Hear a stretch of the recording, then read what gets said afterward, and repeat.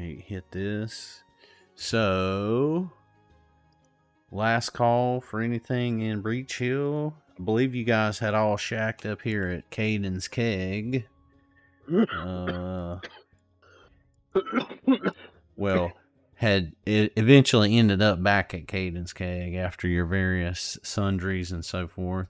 We'll say that it is the morning here of the next day. So it is almost the end of a weekend here. Whatever their Sunday is. It's no shit called Sunday. Okay, let's go. There's no way I'm going to remember that. What the? Oh, I guess Sunday. Yeah, that one's not too... Okay. So, it is Sunday, funnily enough. About 8:30-ish almost in the morning. You guys have, to bring you up to speed on the Citadel, to remind you, you have repaired the wall, the general repairs. You have repaired the crumbling walls, which was 3 different rooms, sets of walls. Your lost companion Therok came back to assist you all in this type of work and your general crafting needs. And throughout this month, you guys have been relying on all the craftsmen of Breach Hill. So the message that you have received, sometime this month, which I will remind you of here, you can read it again.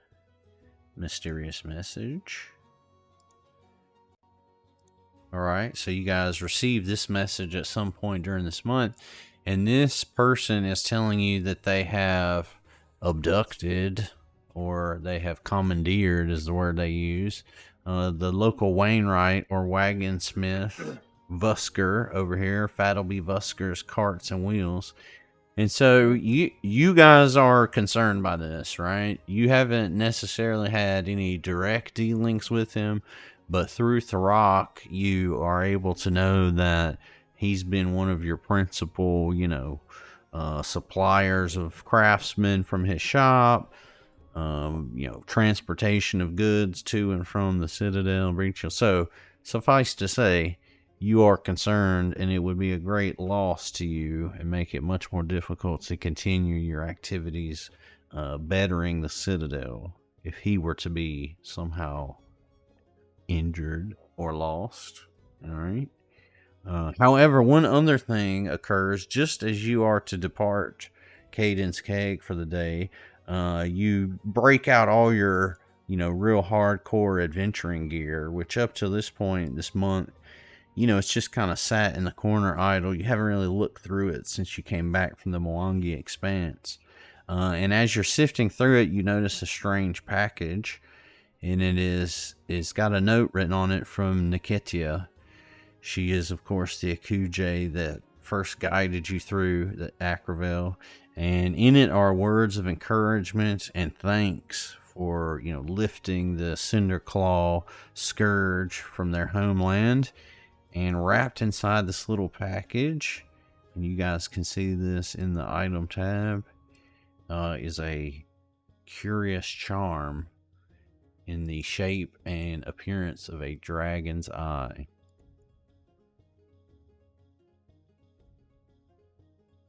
So this is kind of like the gate keys. This is another item that's just like possessed by the party, so you can decide who's going to carry it.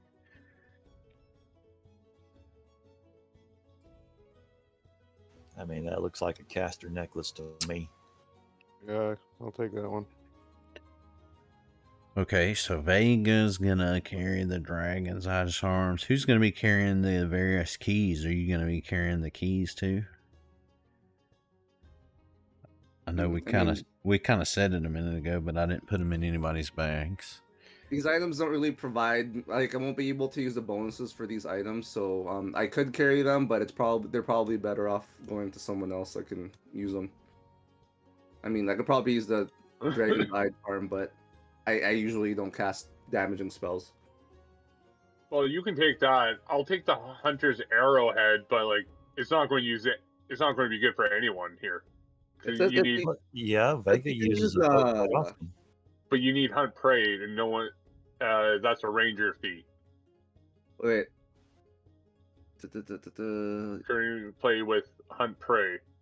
I can Hunter's also, arrowhead. you can also just activate it and get a +2 second Yeah. sense bonus I to think your- they were talking about the activation. Yeah. I mean, that's good for Yeah, then yeah. either you or There you go. Chesty, I think. Well, I do have a crossbow. Yeah, I don't want to take all of them. I just got the Dragon's Eye charm. I'll take that. You guys can divvy up the arrowhead. I'll take the arrowhead only if Chesty wants it. No, you take it. Yeah.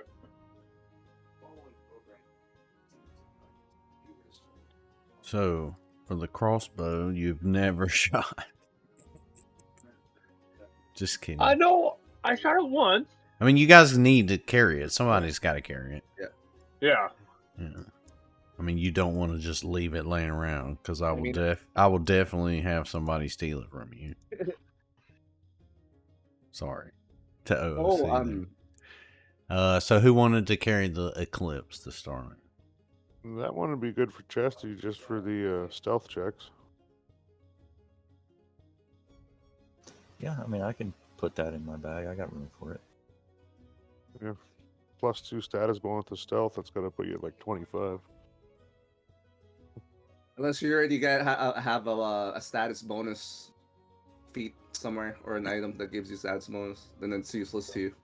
Let me see. My shadowed leather armor. What does it give me in terms of bonus? Well, and here's our Reddit question of the week. Can you? Well, what's that say? Activate trigger envision. Can you? It'd have to be out of his bag, right? If he's just carrying it because it's an important item that you guys need to carry. Yeah. Yeah, you'd have to bring it out to hold it in his hand too.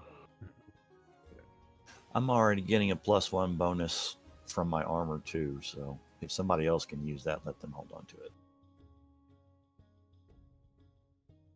It's not really my thing, but Yeah, it's not. I mean, the +2 to stat stealth would be nice, but I'll be holding my drums in combat, so I don't know. It doesn't do me much good. Wait, hold on. I'm gonna look this up in the book. That's confusing. What does that mean? Activate. It says activate the trigger, and it says envision. The fuck? Because envision is like some crazy shit from Book of the Dead. Hey, Chesty, do you remember what happened to the bookstore? Should we check on that? I don't know. I forgot. It's just shuttered. Yeah, Essentially, we locked it up because Yeah. the goblins weren't taking care of it, and we didn't have anybody to run it for us. Should we just sell it? Sell it We back? could, or we could. There was something I was thinking of the other day that we could do with it, and I forgot. Maybe it'll come. to me. hookers. Well, yeah, I mean, hookers is all. I was thinking, we turn it into an adult bookstore and make a fortune. Hey, look. Here's the thing, man. Who the fuck can read in Breach Hill? Nobody. But everybody can fuck. Well, that's the great thing about an adult bookstore is that it has all those sexy engravings in it. Yeah, but it's a book. Book's not sexy. I will say, I don't know if it's in this campaign, but would we not go to the mayor's house? Because doesn't she have a dungeon? Wouldn't that be the better brothel? We could trade her the house for the store. What game are you playing? yeah, Okay, man. so For the record, Logan, I just added that into the. Oh, okay. here's my question. Oh, y'all's mayor had a dungeon, huh? Oh yeah. Our councilwoman is the one where all the crazy zombie goblins came from because she tried to, sexually assault Neji. So here's my question. How much gold would we have to put in to turn it into a brothel, and also for me to start a thieves guild in the secret basement, and also possibly build a secret basement? Well, she's already got kind of like, well, I guess you want a bigger space than that. But, her office, remember, was kind of... I'm not talking about her house. I'm talking about the bookstore. No. But remember, the bookstore yeah, had she a did have- secreted. she had- Yeah, but that's just like an office room, Right. Maybe we right? could put the secret entrance to the You know. Secret Thieves Guild in there, so it would be Secret Thieves. I mean, so I would give it to you as a like you could do it as a alternate activity. I'm down with that. So you're gonna have converting the bookstore and digging out. And I mean, we don't have to hash that out right now if you want to take Sure. some time to do it some other time. No, yeah. Well, so what I'll do is this is what I'll do. I'm making a note here. I'll figure it out based on what the other activities are, and then we'll just apply retroactively. I'm writing down that it is the 12th of Gozran. So then retroactively we'll just say because it'll be that's going to take like at least a month, right? All right. And I know I've read something somewhere about setting up thieves guilds or joining existing ones in Pathfinder. Yeah, but I I'll have get absolutely into no that. idea what all that entails, so I'll have to. Well, you got to get the space first, right? Yeah. If you build it, they will come. Well, and to jog your memory, your companion Vega has already established underworld connections in Breach Hill successfully. They all got to pay me now. Right. So really, you've already got it. You just need a spot. So we y'all need like the headquarters. Yeah, so y'all can stop meeting on the corner like a bunch of fucking losers. All right, so like some proper criminals, masterminds. Heroes of Breach Hill. All right, so you have a choice. I mean, you obviously have the key to the Dream Gate with no indication necessarily what's on the other side. You were told a little bit by the Akujay. They told you that since it is just like the Hunter Gate, it's an older Ayudora, there is a way station, but they have not traversed it in many ages. And so they can't tell you, what could be lurking there. They don't, or they aren't able to give you really any information about where it goes because that's kind of been lost to time. So you could just go headlong through that gate with no abandon, or you could, out of concern for your fellow man, answer the call of this mysterious message. I say we go answer the call. I say the same, not so much out of concern for my fellow man, but as out of concern for future profit. That's fair.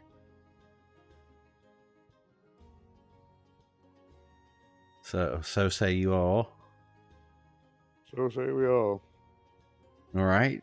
Let me get you set up here.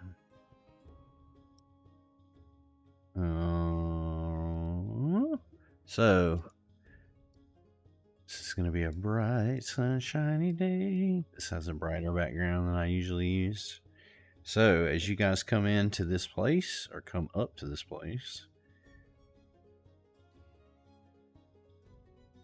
you notice that the door right in front of you, which is right about here, is closed.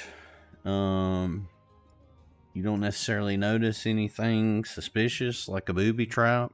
It just seems to be closed. It's a small shop.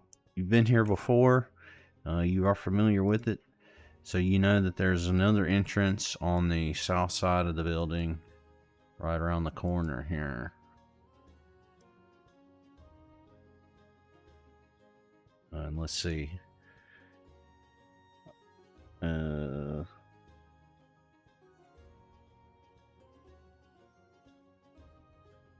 up with a different tune here.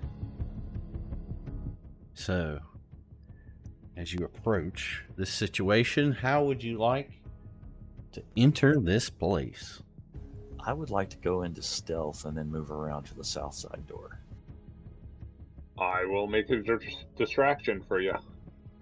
Okay, well, so you're able to just kind of move stealthily because there's I- nothing. There's I nothing. kind of want to hear what he's going to do for the distraction. Well, there's. I'm just going to bang on the door and say I'm here. Works for me. I will join Sir Durwin. Okay, so you. Which door are you banging on? Should I stay invisible the- for this, or should I just kind of disappear? Well, you can come hang out the south door with me if you want. Yeah, I'll do that. Classic pincer movement. Okay, so I'll cast invisibility first. All right, so Drez, as you come around there, you see that door is wider than the other one.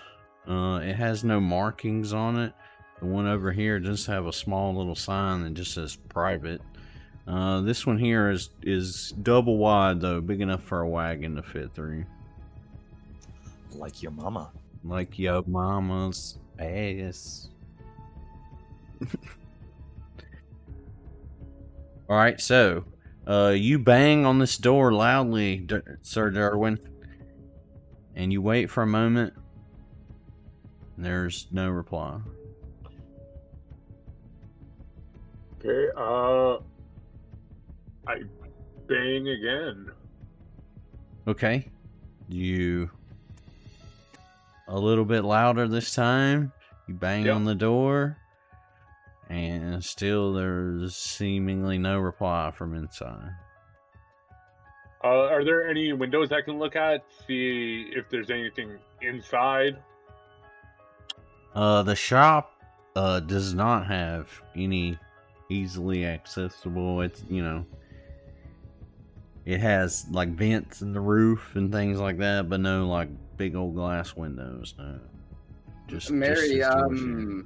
Yeah. are there any gaps in the door that we're in front of right now? Just your typical, Have we checked to see if that door is actually locked? Would my prying eye fit under the door? Oh. Yes. I forgot I had this. Prying eye, 1 inch in diameter. Yeah. I'll cast it. Okay. So your prying eye goes up underneath the door, and you just see his workshop. And there's nobody in there. The fireplace is cold, contrary to how they drew the map. And is this the whole room? Can I check the other rooms in this building with my prying eye? So your prying eye is able to go into these rooms that are open, but the other ones, the doors are closed. Can the prying eye like fit under the doors? Not the internal ones. No. Okay. Does the prying eye see anything of note that might be useful for us in this main room? It can do a perception check. All right. Because you can do a perception check through it. Yes. Okay. Right. So I will do that. Ooh, All right. There we go. You don't notice anything in this room other than the lathe that's always been there, the cold fireplace, and just Vusker's living quarters. You do notice that the room to the north is shut very tightly, and that is you've not ever seen that room shut. It's like his workshop area, or storeroom area of the workshop, and he's always in and out of there getting wood and working. So that's odd. Okay. Do you guys need the prying eye to look for anything else before I unsummon it? I probably can't do anything with it from out here myself. No, not until we try and open the door. Well, why don't you just keep it on you, and if we can get in here and prying sneakily open that door so we can get the prying eye in there. Yeah, because I need to sustain the spell, and I am, bards are really short on action economy. Well, I mean, Okay. technically, I'm, we're already kind of giving you a little bit, right? Because you're supposed to be able to see where it's going, kind of a thing. So, Do I? I thought it was like I don't think when it's yeah. like a drone you can just send flying around. No, I think you can you could have put it under the door and seen so you could see all around it if you don't move it, or you can move it 30 feet and see straight ahead of you. That's so you got to think about it. Couldn't necessarily move in there and look and then move again and go up like a camera, like a little drone or Right. something. I mean, but if we're out of combat, that's kind of how it works, right? Like, from the way I'm reading this, is that not the case? You talk about sustaining it and just moving it all that's right, around. yeah, that's what I mean. Yeah, but how many because if we're in combat, that's a different story, right? Then I would lose an action. But if we're just exploring, you know what I mean? I mean, right, but then then you get into you can't see, you've already moved it into a place that you can't see. Right, because the prying eye transmits to me, so I can see whatever it sees. I know this spell is a big dungeon destroyer. Because, yeah, I thought it could move still. And if he's sustaining it... That's what he's saying is he can sustain it, which you can, but then out of combat, you can, sustain it forever. But isn't every time you sustain it, isn't that casting it again? So, eventually you run out of spell slots, don't you? I thought it'd be more like concentration. It's an action, yeah. Just use it as an action, because if I've already cast a spell and I'm sustaining it, I don't need to recast the spell. But if I stop the spell, I would need to recast it and then sustain it again to keep going. Yeah, I guess it could then, yeah. Yeah, so so the thing that we did fuck up was you shouldn't have been able to see the whole room, since you moved it. If you moved it only 10 feet, it can see all around, but it wouldn't have been able to see over this right here, right? Because this is taller than it. I mean, it gets into, you start having to split a lot of hairs about it moved 30 feet, so it can only see in a line 10 feet ahead. I don't know. Well, it's a headache. You see what I'm saying? Because if you move it more than 10 feet, it's only supposed to be able to see right in front of it. Or move it up to 10 feet, seeing everything in all directions around. Okay, well, I mean, for next time. Right. But yeah, okay. All right, so I think we're done with the eye, guys, right? Yeah. Okay. I will stop sustaining the eye.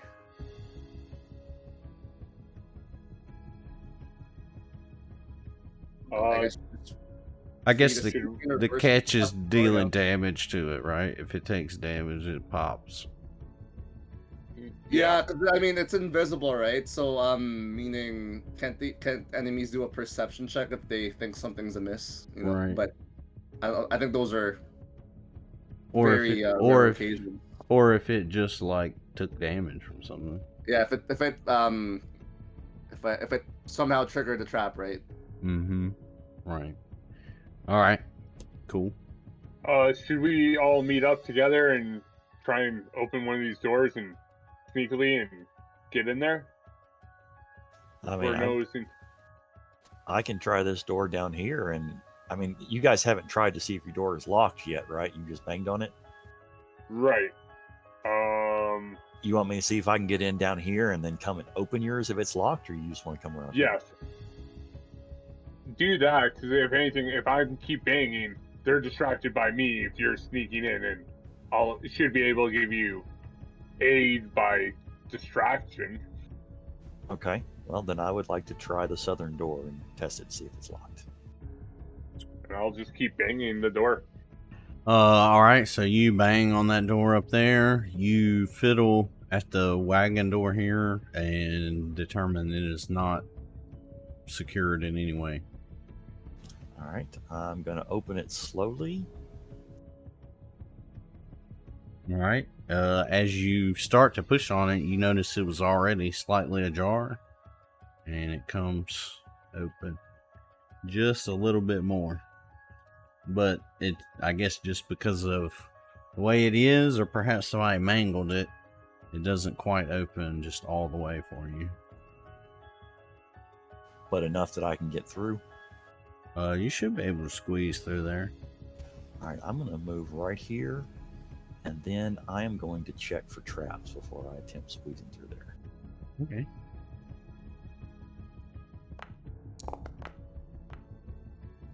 Yeah, you do not find any traps. All right, I'm going to move into the room.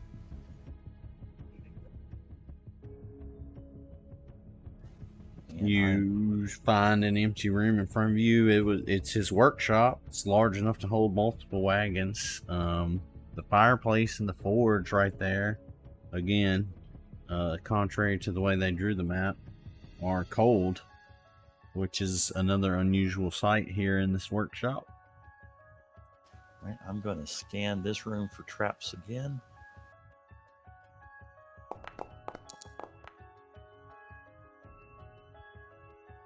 Okay, you notice that in the middle of this room is something you've seen before. It's Vusker's lathe, and you notice that this time it's not operational. Something must have happened to it, and you see that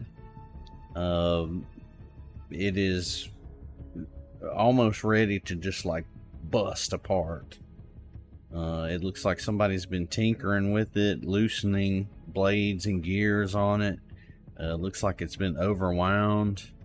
And as you're examining and noticing all this, you adeptly notice a cord running from the lathe back to this room right here. Can I attempt to disarm?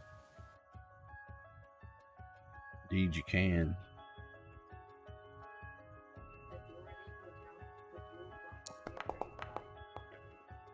Oh, I'm going to hero point that, of course. Okay. Probably wise. Much better. All right, you successfully release the tension of the spring here, and just as you do, blades and gears fall to the floor, and as the clang subsides, the door to that room flings open, and you see a man and another man not embracing. One is tied up, however. The one in the front is well dressed, and he addresses you thusly. Thank you for accepting my invitation, friend. And yes, your Wainwright is fine. If our conversation goes well, he'll stay fine. I've arranged for this meeting to ask you about a former associate and perhaps offer you a job. And I have no reason to see anyone hurt, particularly not the poor exhausted gentleman in the room behind me. So if you've the inclination, I have a few questions for you. And at this, he is just looking right at you, Drez. He's the only person that you're the only person that he sees. For all he knows, you have come alone, and he pointedly asks you, what became of Vaz Lorraine? I'm pretty sure I killed her. At this, he is a little taken aback. But She's the one that owned the bookstore before us, right? Yes. Okay, yeah. No, I definitely killed her then. Yes. We did. I'm not sure if I killed her, but we did as a party. But She tried to kill me after we showed her mercy, remember? In the cave. Yeah. Yeah, no, she's dead. So he initially acts a little taken aback, but as he brings his head back up, you can see that he's smiling and laughing. And he says, "Good. I knew you'd be honest with me." He asks you now, where are Voz's notes about Alcetta's ring? Do we have those? Are they in our inventories? Pretty sure someone does. I remember that item. Maybe just lie and say we threw it out. I believe y'all just left them in the bookstore. I mean, Did you we? you read Okay. them for sure. All right, I'm just going to tell them that they're safe. He tells you that he would very much like them back. And he asks you if you can go and retrieve them. Before I do that, I certainly want to know why he wants them. Well, at this, he asks you what you know about Alcetta's ring. Not much more than what was in the notes. I've been through one of the portals.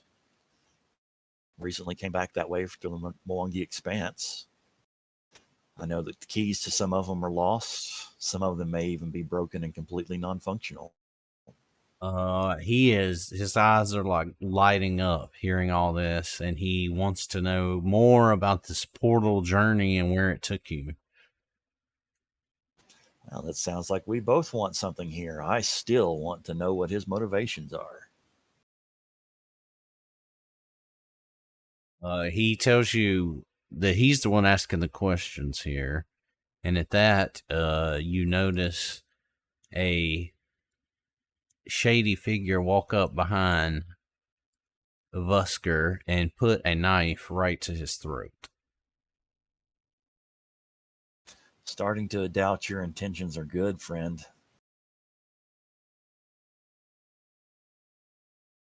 Well, he asks you if you would like to find out about his intentions and work for him. What's it pay? He tells you that their goal is no less than all the riches of Galarian. Seems a little bit far-fetched.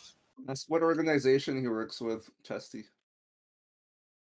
Maybe he heard you say that through the door.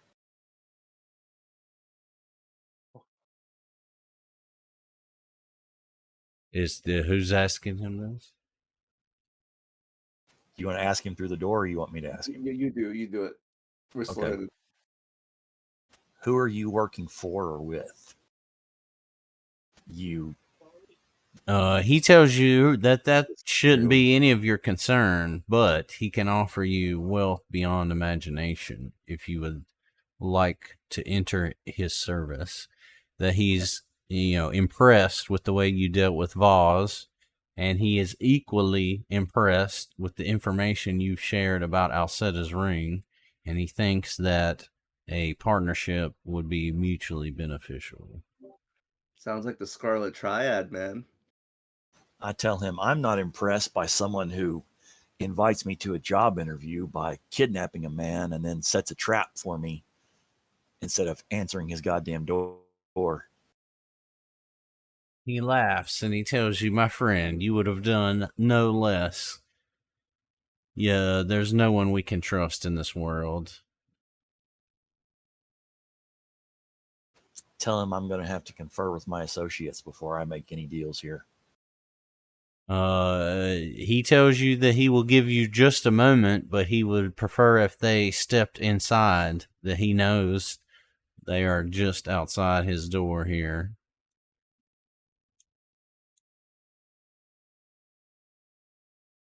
Should we just come to you, Chesty, or what? Or should we stay out here and wait? Come inside, please. I think that door's probably unlocked. You guys open the door? Yeah. I'm sitting behind Logan. I go where he moves. Yes, sorry, I didn't realize I was muted, but yeah, it's not letting me open it.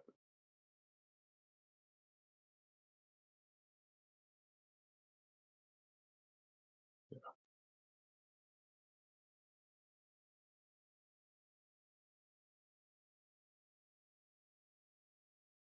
Am I muted?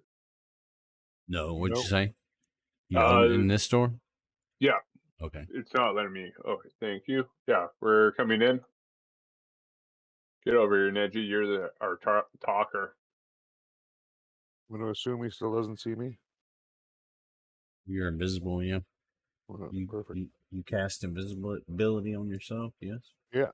Should have 10 minutes or so.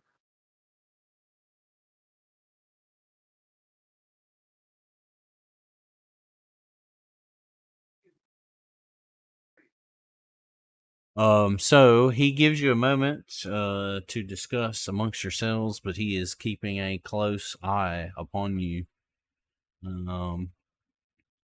He has made this offer. He's not told you. You've only questioned him once about who he's working for, and he's not told you.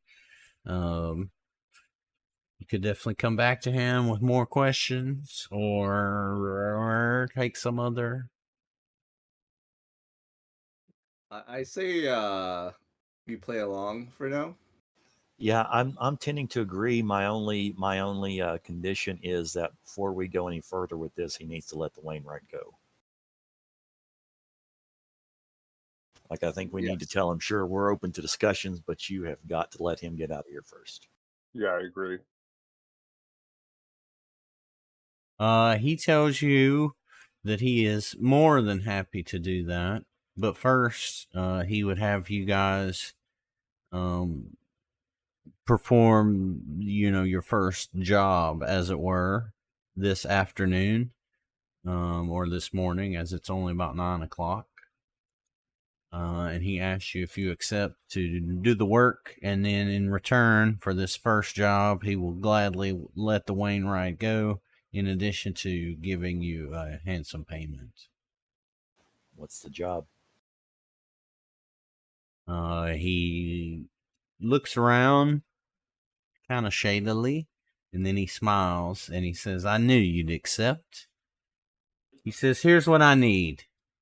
Before sundown, you go into Breach Hill, wherever you'd like. And I need you to find me 3 willing or unwilling souls. Because you see, we are a mercantile consortium, and our trade is in people. So I need you to bring me 3 people to be enslaved.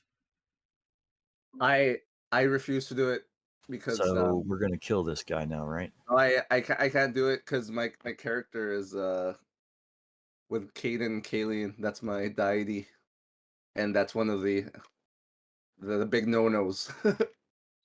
Well, looks like we're killing this guy. I dropped my hammer. I can't let a paladin can never let that happen. I may be a killer for hire, but I don't fuck with slavers. Can we ask him to come show us? Oh no, never mind. Do anything your heart desires. Hey, I want them to come closer. hey Vega, how's about a fireball right now? Well, I don't want to kill the prisoner. He's dead. His throat got slit. Did it? He's dead, right? Then No, he's not. He's not. No. He put a knife to his throat. He didn't kill him yet. Oh, I mean, okay, odds are he's going to kill him as soon as we take hostile action. But I mean, we might have a chance of saving him. I could dimension door right behind the guy with the knife. Let me see what I got. What I can do here. What spells?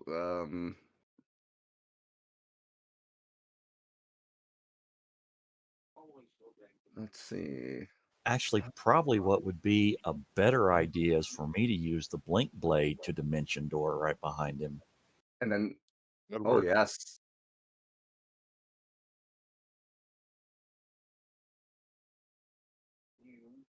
Yeah, I got. Well, I got so nothing that can. this may help you as you see into that room. Again, that is the storeroom. So shelves line the east and west walls of the room, and there are lumber and broken machinery in the room center. there's all kinds of storage barrels and crates and things in that room. So if that helps at all to know. Why don't both of you guys dimension door in there? Neji and I will try and distract them. Like if we ask them what kind of slaves they want and that, and so we can get a little more closer. You guys dimension door both attack, and then we go from there. At least then they're more distracted with us than killing the hostage. Can you Alright. dimension door the hostage to us? Is that a thing? No. Okay. I don't think you can carry on a regular dimension door. You can't carry anybody with you, right? Right. Could you? And I don't know. I don't know how it works, but could you make it like horizontal underneath them? They just fall through it. Fall through and come out. I don't know that it works that way. Like I can move someone if it's like you're stepping into the stab them and have a what's wrong for critical attack dimension door? roll. Let me look That's this all. up. I'll post it in the thing here. I got lots of dimension door going. You can take any items you're wearing or holding. Yeah. Get in the bag of holding now. You transport yourself. Yeah. If this would bring another creature with you, okay, no, that's not allowed. You can only do it on yourself. Yeah. Specifically, you can't bring a creature with you. If you try to, the spell is lost. Even if you're carrying the person in an extra dimensional container. Oh, damn it. Well, I guess because the spell to do what we're talking about is teleport. Yeah. Yeah. Don't worry, I'm just waiting before I get that one. As soon as I can, that's on the list. All right. So are you guys going to move closer and keep talking to him while we get ready to do this? Yep. I start walking closer. Tell me how far I can walk up before he stops me, and asking him what kind of slaves does he prefer. You start walking.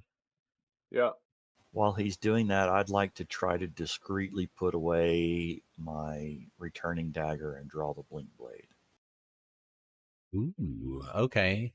So, as you start walking towards him, you get about right here, and he says, "Oh, whoa, hold it right there, partner." And then you start asking him about what types of slaves, and he actually goes into a really involved description. He's like listing out all of the ancestries of Galarian and telling you what they're good at.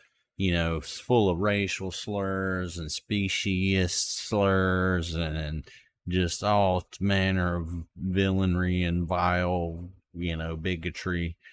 I don't even. You're Use a diplomacy check. He's just blurbing it out. Oh yeah. Oh, he is very proud of his knowledge here. He is pompously just braggartly telling you all this. Oh, okay. Well, and then hold on. So the same time that you're doing this, Drez is attempting to hide and then pull out his other knife. What do you guys think? Should I open up with synesthesia? You successfully do that, Drez. Okay. Without being noticed, and then continue, Sir Durwin. Okay, I'm going to come up closer and say, look at this fine specimen, bringing Neji with me, saying he can play the flute and happily keep all lords present. I mean, happy. And I'm dragging him along, kind of pretending that he could be a very good slave. He laughs heartily, and he goes into just like a diatribe almost about how gnomes and their bleaching is just like useless, because then like once you try to use them as slaves, they just bleach, and eventually they just are no good. They just waste away into nothing. Can I start?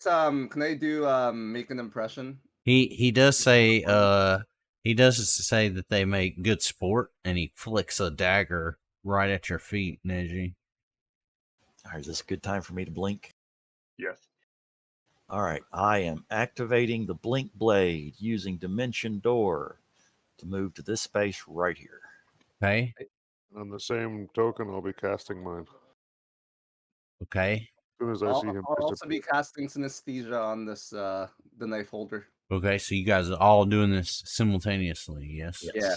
All Now, right. if I So make, yeah. I was going to say if I make an attack before the combat officially starts on the blade holder, does that count them as being flat-footed? Or is there a circumstance bonus? You're hidden, I think. Well, I mean, you've got this one in between you and ostensibly an ally, right? Busker's he's allied to you, Can he so contribute to a flank if he's tied up, though? well, yeah, he's positioned. Why not? Works for me. So yeah, Vega, you go right there. Oh, the other side. You go the other side. All right. And that would make me visible now too, I guess. Did you do? Oh yeah, it's a Yeah, you spell. did that. All right, so and then at the same time, so let's resolve one at a time here. So Drez, you pop out of your dimension door and attack. Yes, I'm going to Wait, stop. no. Let me cast a spell first, so you get the debuffs on the lady. Okay, that's fine. I'm just asking, how can you see that, Neji, when I'm pulling you up? That they, I don't know. Okay, so just to be clear, the sequence of things you want to happen: Neji's spell goes off, and then Drez, and then Vega attack. Yeah, I think that's good. Okay, so you cast the spell, and as the synesthesia washes over this lady, or this dude, I guess it's a dude, he becomes what? Clumsy? I mean, she got boobies. Yeah. Target is affected for 1 minute with clumsy 3, yes? Yeah. Yes. And objects are concealed from it. So,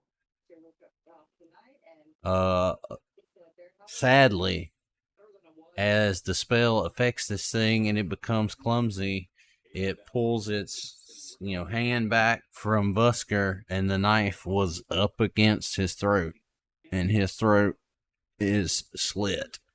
So he is now dying one. Rip. I got heals now. I'll heal him next turn.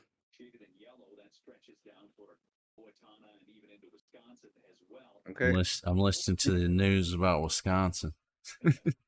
What's What's happening happening with in Wisconsin? Wisconsin? I don't know. It's on one of y'all's TV. TV just turned on. They don't talk about Wisconsin on my TV. All right. So, Rip, he's laying there now in a pool of blood, but this thing is super duper confused-o, and everything is concealed to it for the next 1 minute. Drez, go ahead and make your initial stab. All right, is she flat-footed to me? We decided. Yes, we did.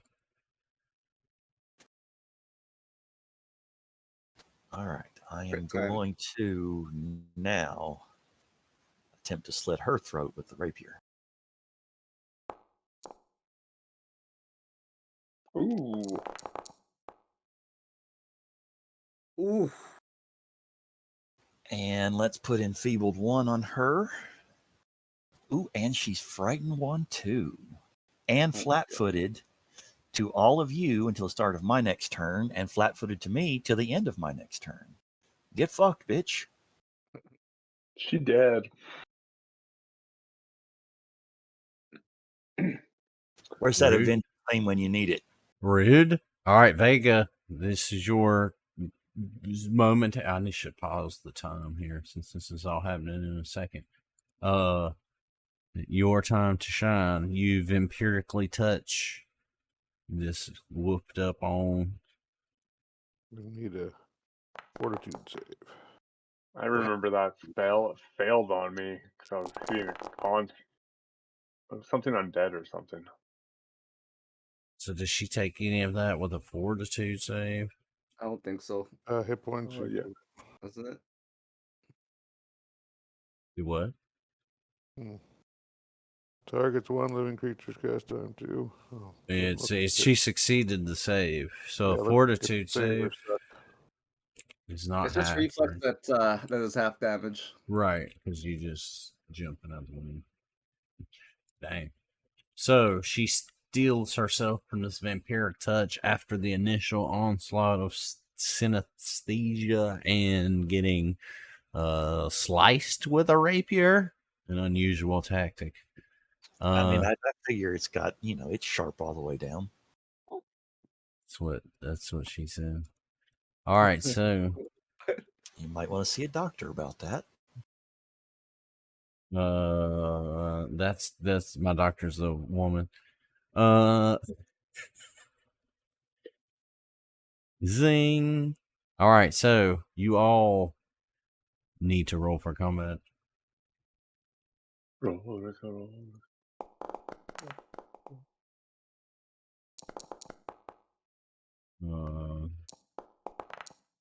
didn't it give me all of them? Well, attempt to Man. demoralize the Oh, main why does guy. it pause? That's weird. Because you said it was only taking 1 second, you didn't want to pause the time. Oh shit! Mary, No, I need to redo that demoralize. I used intimidation. Okay. Just I hit mine though. Just redo it. On the main I'm guy. just gonna roll performance because there's no option to do it from the button.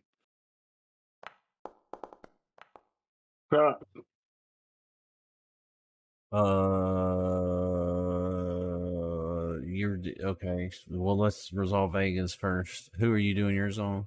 The main guy. This guy here. Yeah. All right. So that's against his. All right, so that's a success. He's frightened 1. And who are you doing on, Neji? I'll also do it on the main guy. Okay. Yours is a success by 1 because he's already frightened from Vega. I'll give it to you.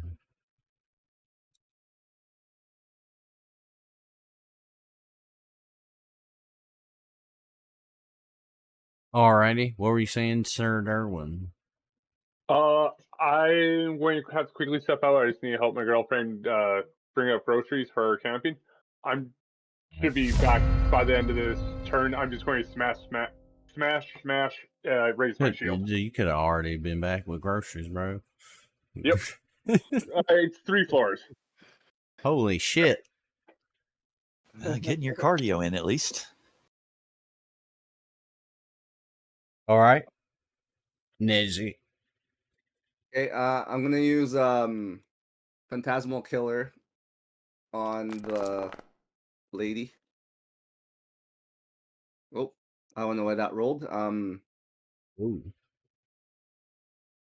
Is there a save or it's just an attack? Okay, So she has to do a will save.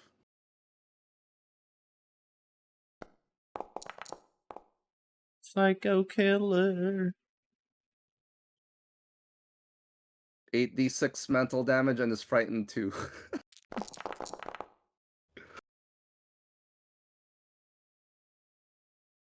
All right. She screams out as her mind is ripped apart. Is that it for you? Oh shit! No. Sorry. The dude is dying 1, right? Sorry, I didn't see. I forgot he was dying 1. I need to heal him. That's my bad. Can I take that back? What? The whole turn? Yeah, the dude didn't have any dying 1 status on him, so I totally forgot he was dying. I'll give you 1 mulligan, I guess. Sure. Yeah, sorry, my bad. Yeah, I'll use I'll do a level 3 soothe on. Oh wait, it should be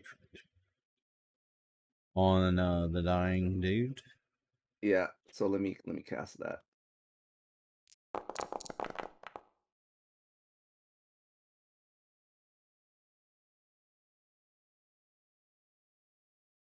All right, you heal him all the way up.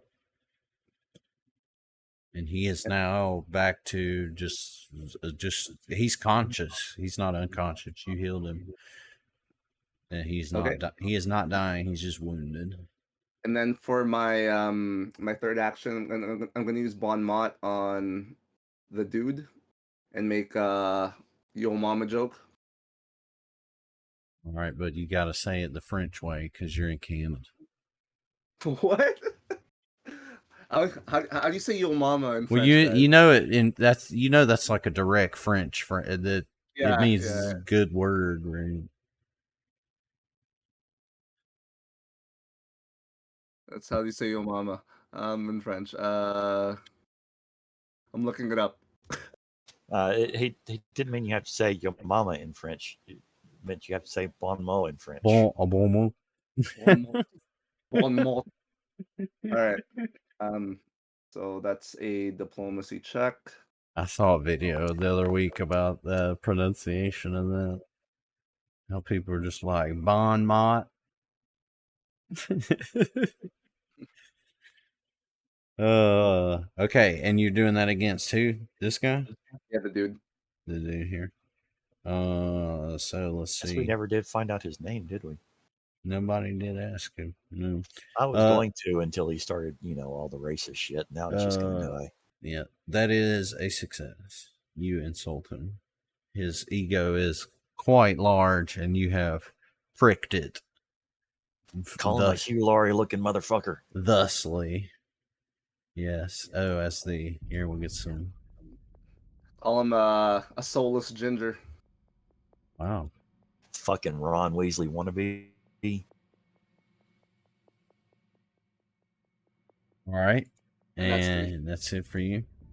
All right. Vega, just as your turn is about to begin, you feel a knife attempt to pierce your side. It just barely misses, though, as one of these folks shows up right behind you.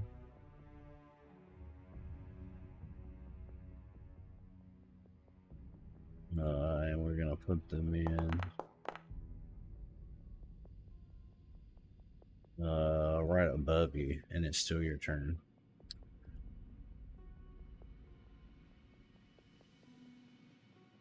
All right. What should I do?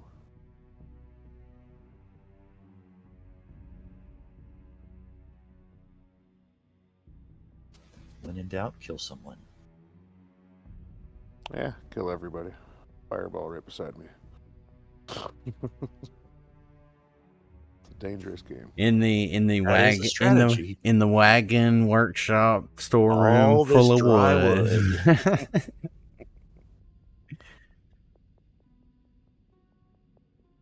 I do note we've passed 1 hour, so everybody should have +1 hero pointage for your heroics, obviously, so far.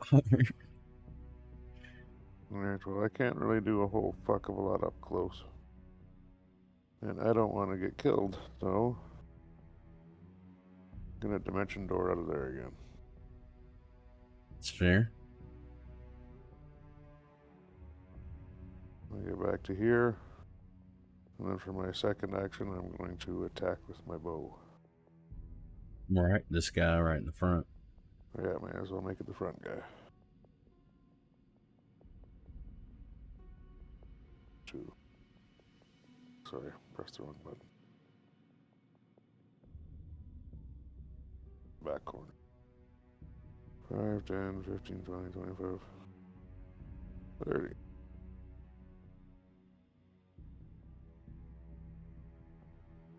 And take a strike.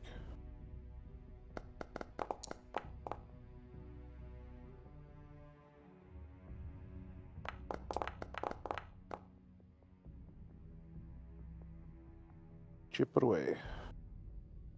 All right, so you fling an arrow into this guy, and he kind of scoffs a little bit as it just barely wings him. Is that 3? Yes. That's 3. Sir Durwin, You are face to face with a foe once again.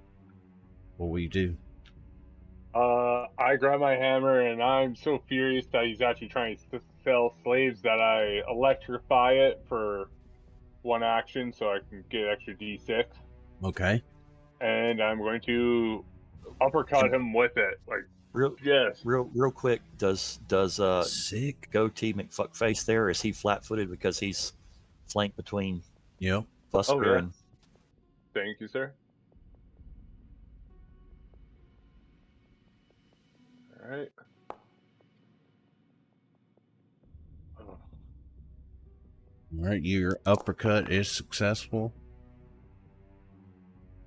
And you give this guy what for, and it just kind of clangs all the way up his armor until you just smack him right in the face for 20 damage.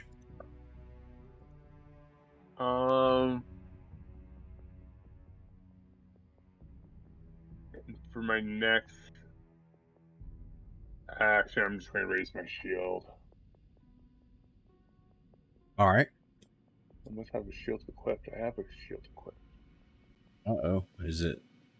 Do we click it off? We're messing with inventory and stuff. I think so. Oh, yeah, you just have it as worn and not held? Oh. Yeah. And with it. Oh, I think maybe you're messing with your crossbow. Oh, I was trying. Thank you. Yeah, I just said it right. Yeah. Okay, there we go. That was the end of my turn. All right. And as it moves to you, Drez, similarly to Vega, you feel a knife come at your side. But it glances off your armor due to your ability to nimbly dodge. And appearing next to you in the crates here is another one of these villains. And yes. Maybe our fireball would work now. I know Drez is pretty good at dodging. We need to save the I mean, guy. I'm pretty fast too, so yeah. Well, yeah, we do have to save the lane right. I forgot about that. And it will pass to you, and this thing will take its turn right above you. All right, so my rapier still thirsts for the blood of slaves. So this one right in front of me that I've already attacked, I am now going to poke in not a fun way. It's fair.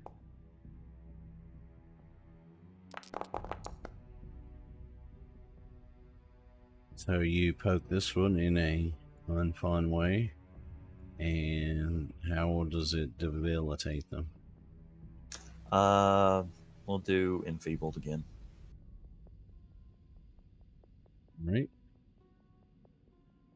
So she'll just remain enfeebled. 1. Yeah. Well, does it increase? Does it go to 2? I don't think that it... Well, actually, let me double check. If Maybe it adds, I think. Well, no, because it lasts until the end of my next turn. So at the end of this turn, she would lose that enfeebled one. The one from the that's what. Okay, from previous one. So either way, she gets up that enfeebled yeah. one. Yeah. Okay, no, it's the end of my turn. Yeah, I was thinking it was her turn, but yeah, that's because I remember that's how we did last time. Yeah. Okay. So she'll just remain enfeebled. Yeah. I'm kind of disappointed she's still alive, so we're just going to make the map strike here, bring that rapier back around. Oof. So you come around with the rapier, but it does not pierce the armor of this villain. And okay, and last action, I am going to... Can I do a tumble through to this space right here? Sure. I think that's what I'm going to do.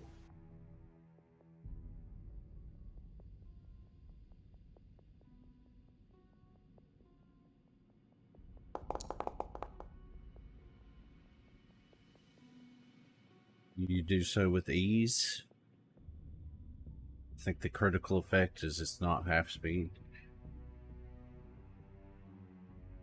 But you also moved through 2 of them, so critical. You did it. All right. That's it for me. Right. So it moves now to this villain. And he is shaken. He's been, insulted to his core. He's been uppercutted. And he is thoroughly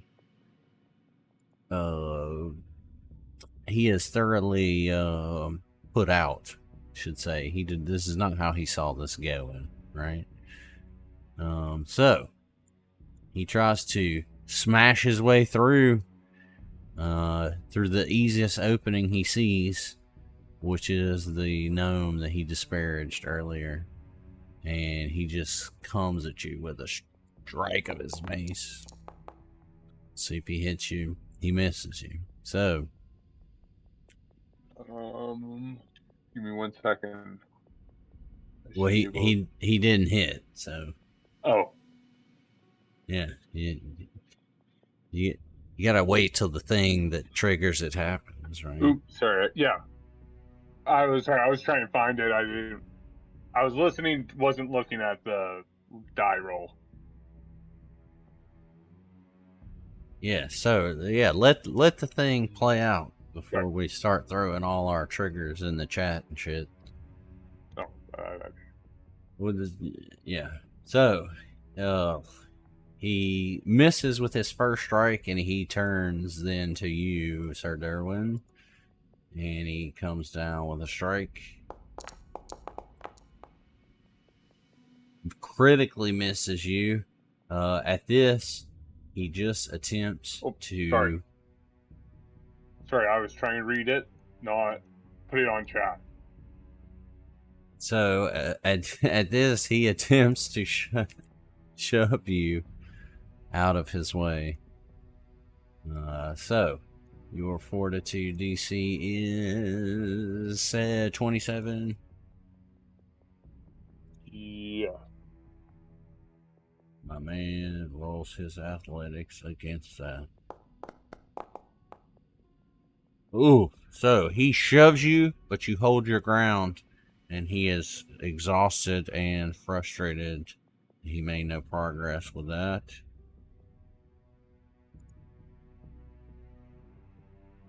This sneak here, who is barely hanging on, just lashes out at you, Drez, and tries to just stab you multiple times. Okay, I do have a question though. Can I not use my attack of opportunity with that last attack? To use the rain move at... No, never mind. Shut up. I will shut up. Oh, fuck. Today's not been a good day. I'm sorry. Wait, what? Cool. How high are you right now, dude? No, not high at all. Yeah, no, It's shove been a is long day. shove is an attack, No. not manipulate. No, Yes. yeah. Well, and I would say this. No, So at least with attacks of opportunity, I mean, I feel like I know enough now how to play it. So like, when a trigger happens, I mean, I usually am pretty good about saying, all right, this is your opportunity, because just because it can trigger, you might not want it to trigger because you only get it, once or whatever. So yeah. Yeah, no, I'm... Yeah. You're good. You're good, bro. Listen, I'm on holidays tomorrow, so... I'm a teacher 1.5 weeks away from summer. I feel you, bro. Yeah. We're going through the motions at work. Alright, so this gal misses terribly, and Drez snickers horribly at the just poor rogueness of this rogue-like person attacking them. Clumsy goes off once. Did Clumsy stays on you? Let's see. Clumsy. How do you get rid of Clumsy? Is it a save or what? Let's see. Take a stab.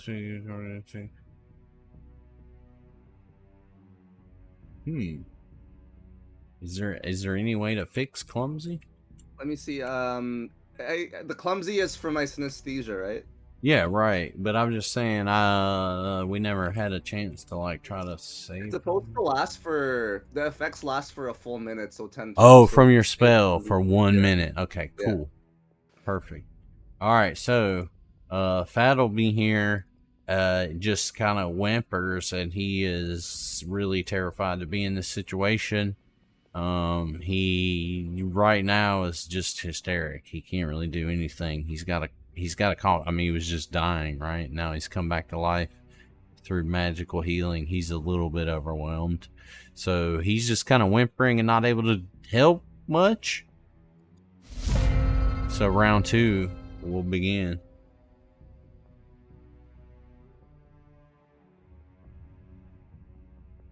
Neji. Sorry, I was muted. I cast Dirge of Doom. Okay. Is Frighten one extra for everybody. All the enemies. but so like where are you casting? Just in this whole area? I believe It's 30 it's foot. an emanation, so it emanates from me because I'm playing the music, right? So 30-foot emanation. Yeah, it should hit all of them. Yep.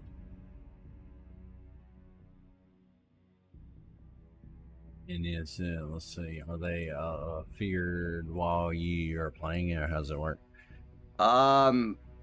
Let's see, foes within the area. I mean, do you have to like be? You just cast it. I have to play it again next turn in order to keep the frightened. Otherwise, they Okay. lose the frightened one. That's what I'm saying. It's like you Yeah. gotta be sustaining it, basically. Yeah. Or, okay. There's no sustain. It's just how it But works. that's just how it works. Yeah. Yeah. Gotcha. Okay. And then I will take a step back. And then I'm going to do a performance demoralize on the one that's dying right now. The one chest he just hit with all the status effects. Okay. That's not the one you did. What you did, the main guy? Yeah, I did the main guy at the start, yeah.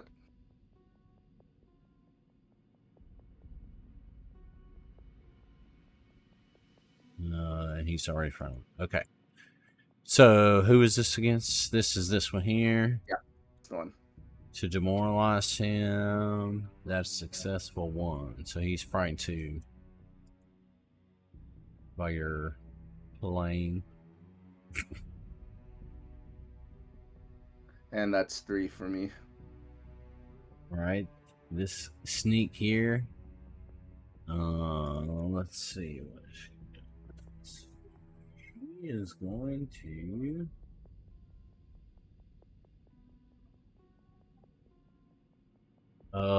She is going to climb up onto this pile of stuff. It's not that tall, and she reaches down and grabs Vusker and attempts to, because he has managed to mangle out of the cuffs they had him in. She attempts to,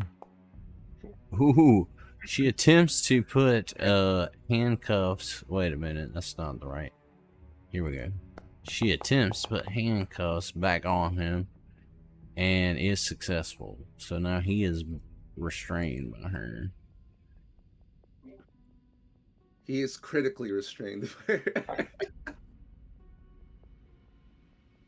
Well, yeah, it was just, she slapped him on. They both just locked tight as soon as she did it.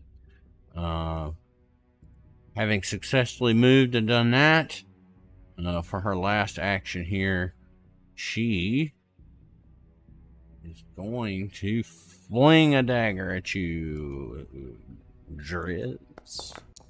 It plunks into the wall right behind you. She gonna try. All right, it plunks into the wall right behind you, and you see that she produces another dagger from her person. That she has a supply of them. Vega.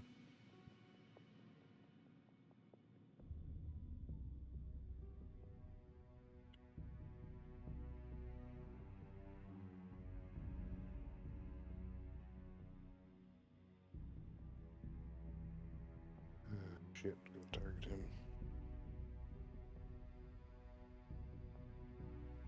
Try this one again. Okay. Ooh. That'll be on the main guy. All right. So you spraying goo? Spray and goo. All right. So goo is sprayed. Goo is successful. Let's see. So roll damage.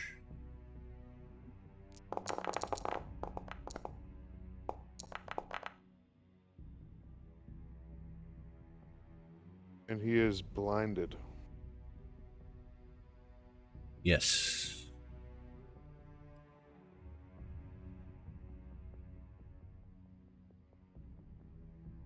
And for my next action, I'll just shoot my bow again at him.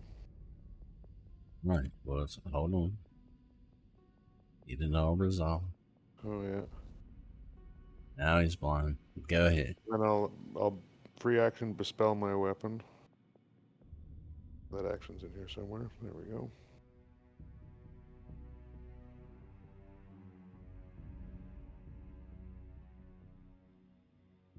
I think that spell was in. Blinding form is evocation.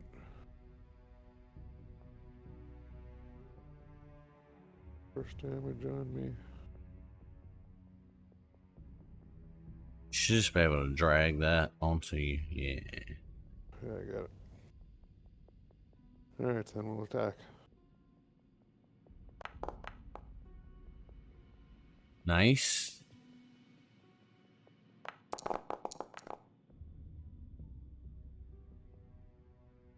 So you fling a magical arrow his way, and it strikes him for 13 damage.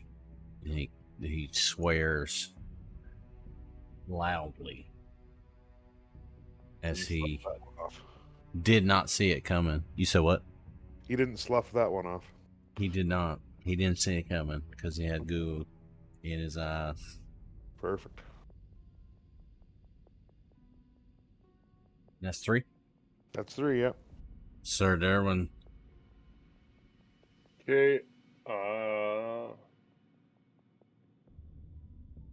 I am going to attack him. He's blinded. Dead. Ready to be picked off. Oh, with these rolls.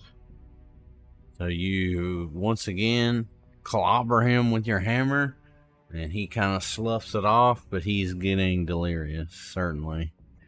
And you know what that opportunity provides? Oh, I yeah. really tried to come up with a better transition there, but You know One what of that my teammates- opportunity provides. You gotta give it more oomph. I think you got it covered. Anyway, yeah, while he's distracted, opportune butt stab. You know what? I don't like that. I don't like Because that you, at all. it's because you called it butt stab. I'm gonna hero point that though. There. Return of the opportune butt stab. That one. Ooh. He really ain't gonna like that shit. Okay, let's not even worry about that crit card now. And let's That fucking hurts, man. let's enfeeble him too. All right, hold on. Let's start at the top. So he takes 38 vicious damage from your. Oh, I rolled it by accident. Whoops. He takes 55 vicious damage from your critical hit. All right, he is enfeebled twice.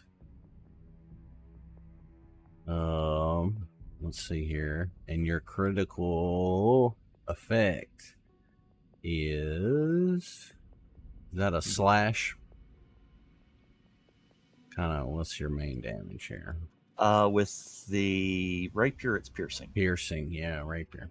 So he is clumsy, 1. He is. Plus, he would add a level of frightened. He's just getting all fucked up. Yes, because he got critically hit. So he is frightened 2. Well, he's already frightened 1, but I'll let that add since it was a crit. Ooh. How Is bad is he looking right now, Mary? He can't be lower than frightened 1. I'm pretty sure that's a straight on meta question. You know how much damage he's taking? Y'all been sitting here beating on him. How's he doing from 1 to 100? I mean, I just hit him for 55 damage. I don't think he's doing well. Anyways, what I was gonna suggest is, do we want to consider knocking him out instead of? Yeah, I was thinking about that earlier. Do we want to take him alive and take him? He is viciously wounded. Yes, obviously, and in bad shape here. But he's also, you know, you got to think about, like, you're going to parlay with a guy who is now clumsy, frightened, enfeebled, gooed up, poisoned, and insulted. Yeah, knock him out. I would like to ask him how he expected this day to go. A little bit of the goo is in his ear and also blood. So, no, you can do that. You want to ask him? Yeah, I just want to be like, is this how you expected this to go? All right. Well, what you do is you wait because it's not your turn. It's up to Logan. Got him. No, it's Can I almost do my your turn. second action? Yes, go ahead. I was actually thinking about tripping him already. All right, you gonna give him some acid or mushrooms? Acid.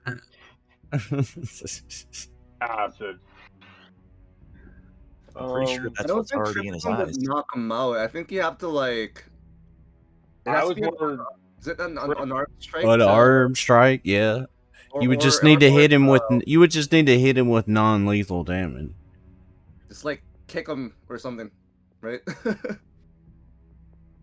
Yeah, I was more thinking knocking him down and going to the other people. I wasn't really thinking about okay, gotcha. keeping him. I thought you meant you wanted to knock him out. No, but I can make him. I can do an unarmed attack.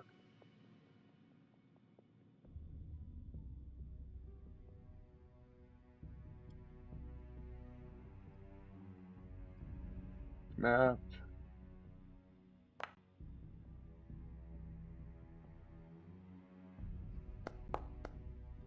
You ball up your tiny little cobalt fist, and you punch this guy right in the face. And he swoons over and he hunches over, but he's just barely still on his feet.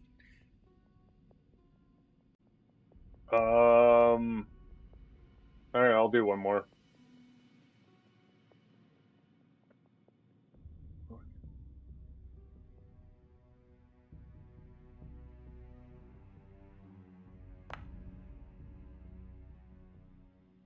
Ooh. Hero point. Why not? Are you at? Did you attack him? Or yeah, you did attack him. Yeah, Never it's my. Yeah, I was looking at your map right now. I'm like, well, that doesn't look right. Oh. All right. So you swing at him, but he's just kind of swooning around, and he luckily just swoons out of the way in time.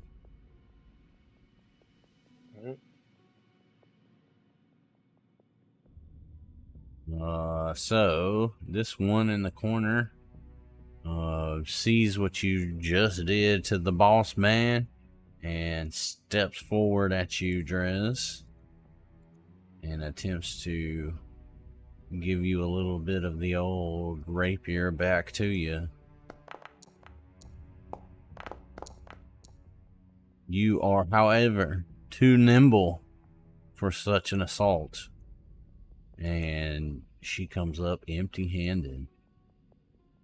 Now you may inquire or just murder.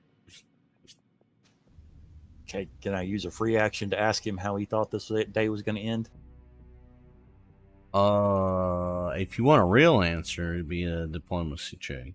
Okay, well, I'm not that terribly interested. Instead, what I'm going to do is I'm going to can I tumble through this one right here to this space? Yeah. Okay, I'm going to do that.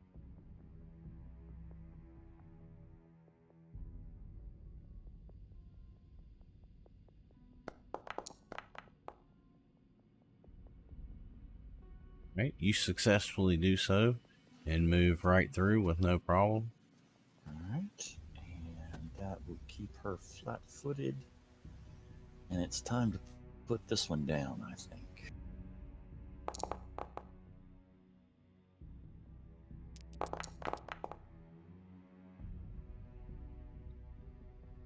All right. You come around with your rapier once again. You deftly stab it into this one. She spits up a huge mouthful of blood, but is still on her feet and grins at you just maniacally, and remains enfeebled. Yeah, we're going to keep her enfeebled. Remains enfeebled from your assault. And I grin maniacally back and attempt a map strike.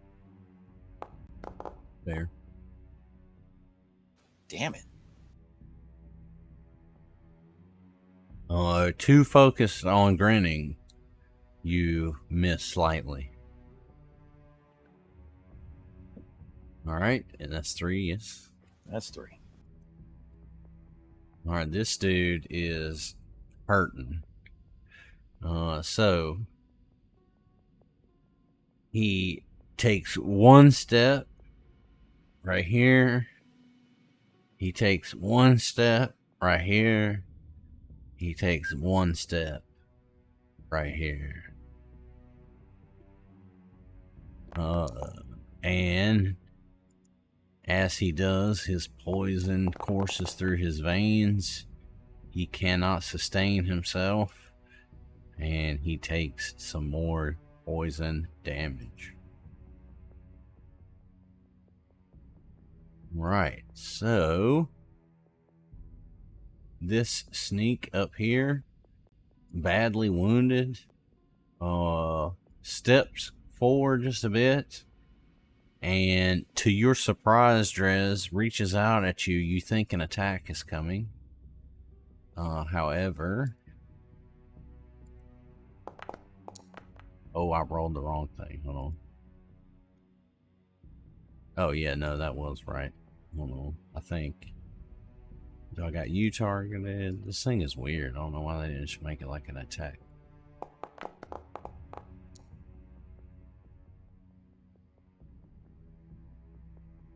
Okay, well, let's see. Why it's not grabbing like it's supposed to.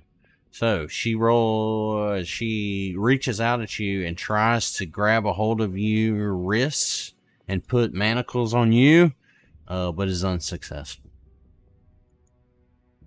What a janky roll. All right, so Vusker here is now restrained by this one, has handcuffs, manacles basically on his wrists, and he is sitting tight.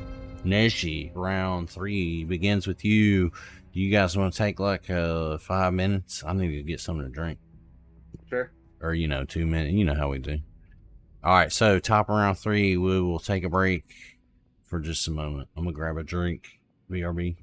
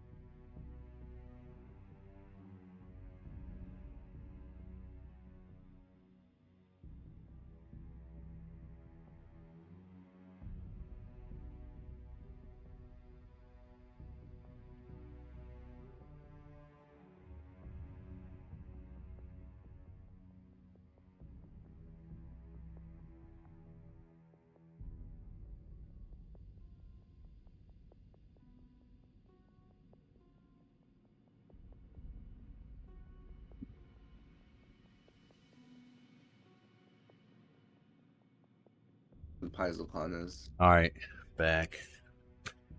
What's that about PaizoCon? PaizoCon is 27th to the 30th. Oh, I was just saying that Foundry's gonna have like a big reveal during PaizoCon. Oh, really? Yeah. When did that Foundry Con? I think it's about to happen. You know what I'm talking about? That the Reddit's doing? It said, as for what's coming soon, I don't think Foundry will be saying much at FoundryCon this weekend about PF2E, if only because they're planning their secret reveals for PaizoCon. Well, and the way, if you look at it, because it's a community thing that's just like backed by them, the way I was looking at it was, it's more for like people just to celebrate Foundry and to introduce other people, like, because the whole thing is like sign up to run games for like newbie games, like, and you had several categories that were like new, like learn Foundry to game or learn, you know, Pathfinder, D&D, whatever. Because I was thinking about, well, shit, I feel like I know enough to set up like a let me show you how Foundry works kind of a session. You know what I mean? Anyway, but yeah, that's really cool, man. I hope it's fucking, dude. You know what I hope it is? What? I hope they're like, we've created like an official PDF converter for the old shit or something. It's probably not going to be. It's probably going to be like the next big adventure pack or something. I don't know. I don't know. Well, because not to get too far down that rabbit hole, but like, I was looking when they announced, it might have, I don't know what it was, or maybe it was when we were looking at Fist Ruby, you know, the Fist of the Ruby Phoenix. But somehow or another, it got in front of me the firm that they use to do this, because they don't do this in-house. Of course, this one's not a official one. You know, Alkenstar is, right? But there's like a firm, bro, that is doing this for, you know, ostensibly them and everybody else. And it's, you know, it's just a bunch of dudes that know Java, right? Right. And some graphic designers, probably. Yeah. Oh, Foundry's made in Java? I didn't know that. I'm pretty sure, like, most of it is. It's just like component, like JSON shit all stuck together and Java shit. I don't know. Okay. Yeah. It's like a pastiche based. It's like a framework, right? And you can just plug, obviously, the modules into it and shit. I don't know. I looked it up one time. I don't think it's quite Java, but it's like some little offshoot. Anyway. But yeah, this company, but they don't do any of that shit. They're just doing like, I mean, the only kind of shit they would need to do is like the actual import function. But then all the rest of it is like CSS and HTML. You know what I mean? Yeah. You meant JavaScript, not Java. Okay. Yeah. JavaScript. There is a big difference if you talk to a programmer. Yes. True. Okay, all right. Yes, they're just utilizing what they can. Yeah. But there's the main thing that is written. It's bothering me now. It starts with an M, I want to say. But yeah. Anywho. But yeah, I looked at it, man. I was like, shit, dude, I could do that. I could do most of that shit, like as far as the graphics and stuff, you know? Yeah. And the formatting of it is basically just like, you know, like I say, it's all CSS, HTML, it's just formatting shit on a screen. Yeah. Anyway, yes, thank you.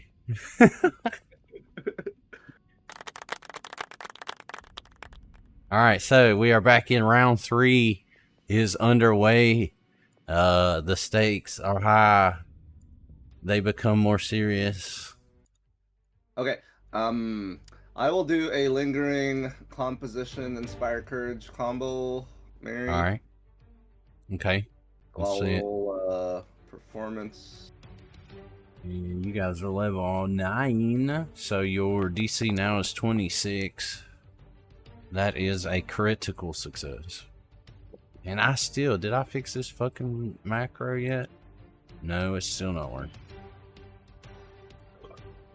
Alright, so let me just put it on you. Oh, there it is. No, I think they just changed. No, that's heroics. Never mind.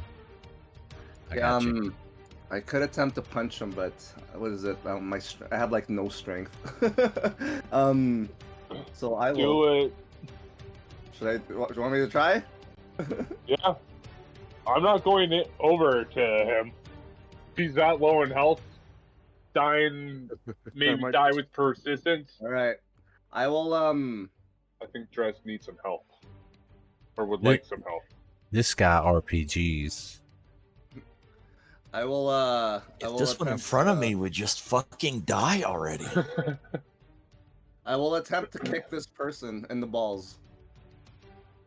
All right. From 5 feet away, how long are your legs, bro? I don't know. Stretchy gnome. But I will hero point that, and I will Stretch arm gnome. There we go. All right.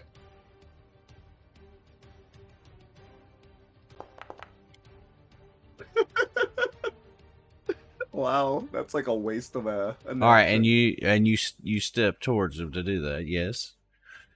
Wasn't he already beside me? No, he's 5 feet away from you. I was gonna say you got to take a step to get towards him. Oh, my screen must not be updated with didn't get moved or something on my screen. Okay, yeah, that's fine. Oh, there wasn't a square between you? Here's what it looks like on my screen right now. Let me take a quick. Well, I just moved you. I just put you next to him now. So this is what it looks like on my screen. So you see my shadow where I was. Right? Oh God, no, he's not right there at all. Yeah. No. Yeah, you should hit escape and reload real quick. Yeah, so that's what I'm seeing. Anyway, he's in front of you. Oh, that's fine. Yeah, so move me and then I attack. So that's 3 actions. Yeah, he's in front of you towards the door right here where I'm clicking. Yeah, if you escape reload, it'll fix it. I'm for sure.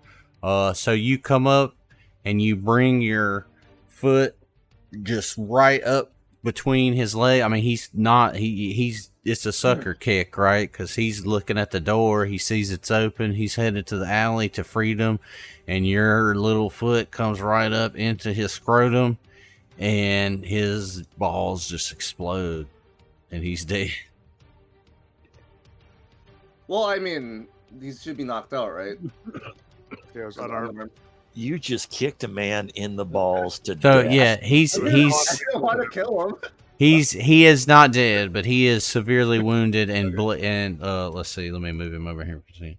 He is bleeding severely, so death is imminent.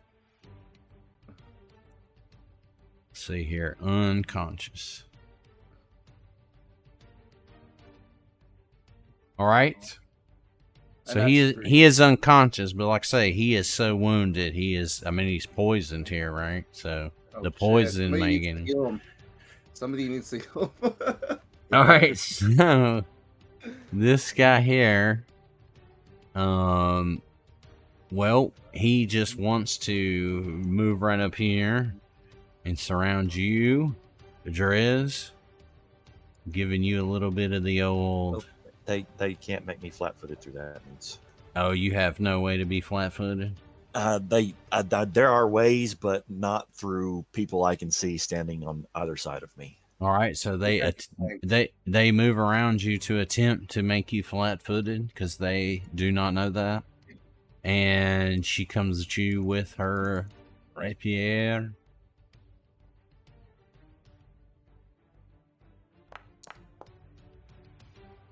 It manages a hit on you.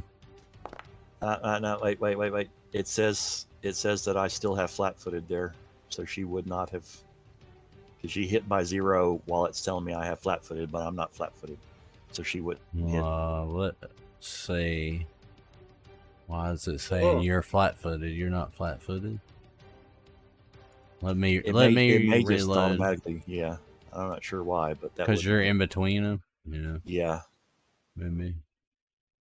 Let me reload because that's funky. Showing Neji some crazy shit. Let me re-roll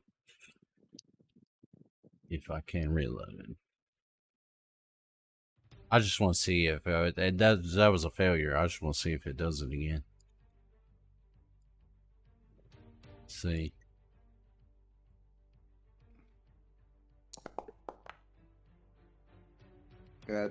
Yeah, that time it added your nimble dodge and didn't do flat-footed. All right, so she lashes out at you and misses you barely, and then comes at you again with the rapier. Oh, this time she misses even more poorly, and her rapier sticks into the wall, requiring her to spend an action next turn to pull it out. Vega. Well, seeing that guy is unconscious and I don't have any healing spells, I'm just going to move a little bit. You have battle medicine? Nope. Okay. And then I will cast Lightning Bolt down the hallway here. Up into that one guy straight north of me. Just give me Oh, 1 second. I got you. Where the hell is it? Yeah, he's 40, 45 feet. This is within range. Alright, so he tries to jump out of the way of this lightning bolt incoming and fails to do so. And is fried because of it. For 35 damage. And then I will. Oh, that's it. Moving spell. That's my 3. It was a 2 spell, alright. Is your dirge, that was last round, right? Is that off? That dirge of doom? It comes off because I switched to another composition cantrip. Gotcha. I was just making sure because that one would have lost his friend, so he did. Sir Durwin, it moves to you. Alright, I'm going to move right up here, right beside Drez, and attack. The one that's... So you move up and amazingly attack your party member, Drez. Kidding.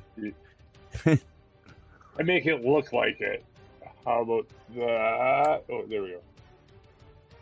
So you'll attack the one that is clumsy and enfeebled and status And stupid and ugly and smells like a butt. Yeah. All right. The one that smells like a butt. Clang down on this common thief with holy justice and send them to the afterlife. Alright, and for my last action, I'm going to attack again. And Worn out from your successful strike, you swing and miss. And that's the end of my turn. So this thing, not missing an opportunity, steps forward, and you feel a dagger coming your way, Sir Durwin. 2 of them, in fact. Both hands come at you, no less. A dagger in each. One finds a seam in your armor, and you wince as you take just a pittance of damage. Drez, what will you respond with?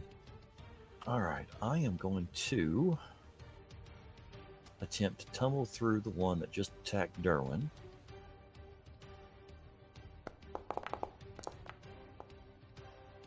Be nice if I could roll crits on something other than my tumble throughs. I just needed success, damn.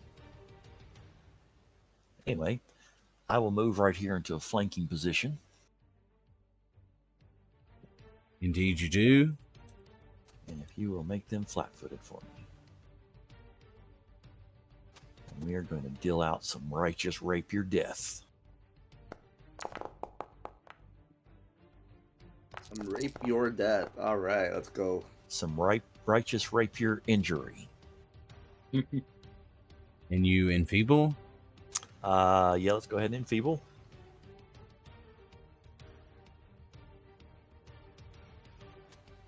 And then let's just try it again.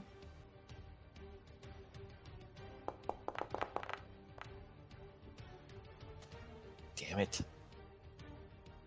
I think every single one of my map attacks has been a 9 tonight. It's a new hour, Chesty, so hero point. Indeed. Okay, well, yeah, let's just say I use a hero point. Okay. Oh, it got worse. All right, we're just going to cut our losses on that one. They give and they take. All right. Now is that 3? Yes.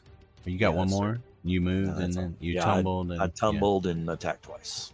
Okay. So this fella here is unconscious, and well, we'll go ahead and say, well, he would have been. How about this? We'll go ahead and give him dying checks like a player. So he would be dying 1 since he got reduced right to 0. And his splat check would then be 11. Fair. Yeah. If one of you Get fucked. wipes He's the dying blinding acid too. off of him, What was that, Chesty? I was going to say if one of you wiped the blinding acid off of him, would that end his persistent acid damage? If Mary will allow it. It should actually. I believe it says it in the spell. I mean, he'd have to take 3 actions to do it I think cool himself. because that's how he could do it. Yeah, right. Sure, I can handle that. Well, and I mean, let's talk about that 2 seconds. I don't want to derail, but I don't think we've ever dealt with taking damage as you're dying, have we? Is that a thing? Because I know in D&D it's like 2 times your health, and you're just dead. That's it. That's I think so. Yeah. so like so more specifically persistent damage while you're in a dying condition, Mary. Or just any. Like, what if you were dying and a monster was just like you were, like you ran in Leroy Jenkins into a room and like you get knocked down, and then your party members are like 2 moves away and you're just getting beat on, right? It says here, and if you take damage while you already have the dying condition, increase your dying condition value by 1, Just or 1. by 2 if the damage came from an attacker's critical hit or your own critical failure. Okay, so You link that. so let's see what happens.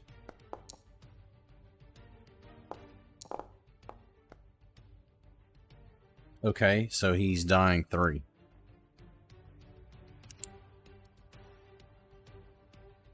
When is permadeath? Was it dying 4 or is it dying 3?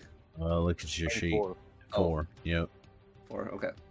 Well, because interestingly enough, I don't know if you've, looked at this closely, but so that's why wounded is not trivial. Because when you are wounded, if you become dying again, you become dying plus you're wounded. So Yeah. if you were wounded 3 and got knocked down, you're dead. Right. Important to pay attention to.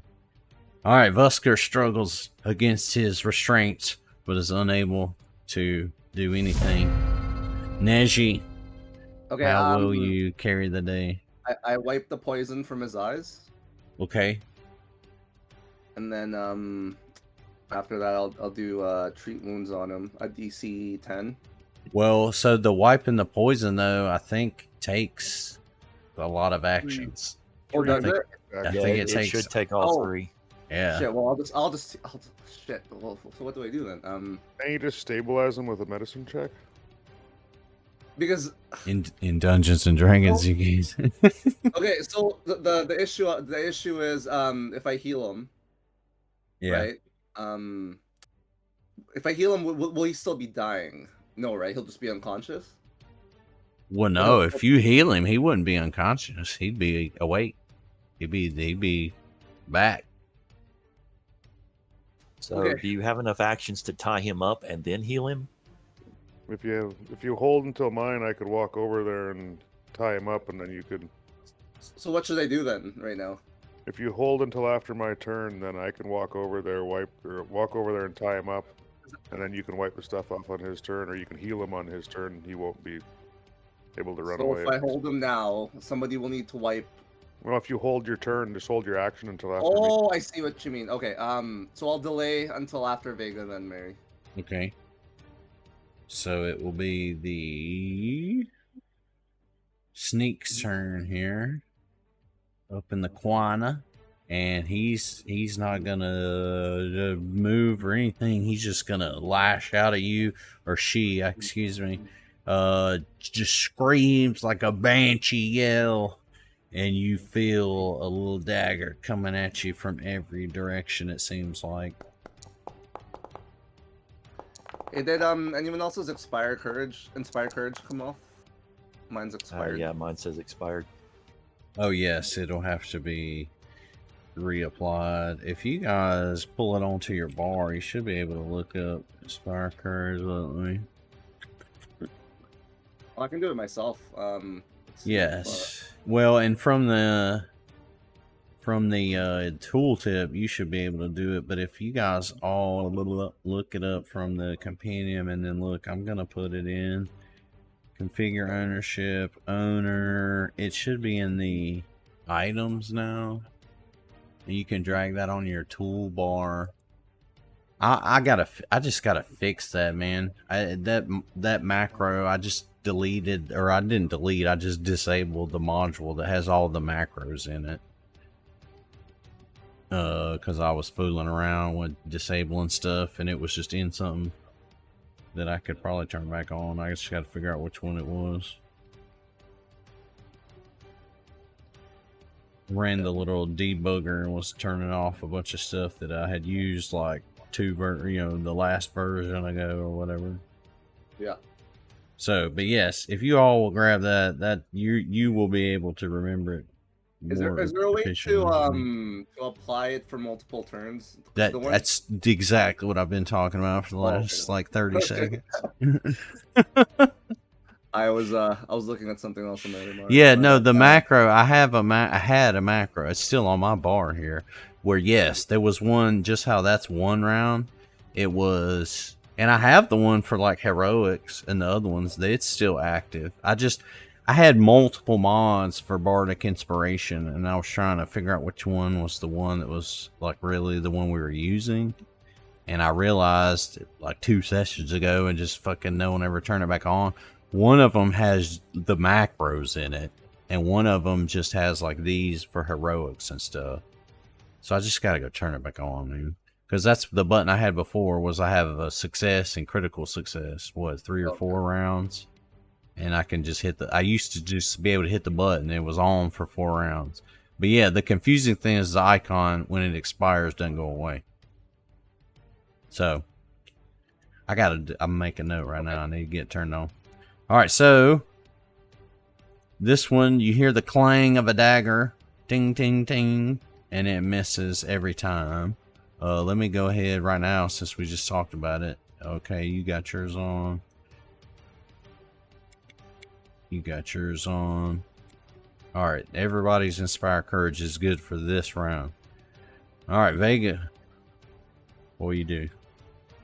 I'll move up to him and tie up his unconscious body.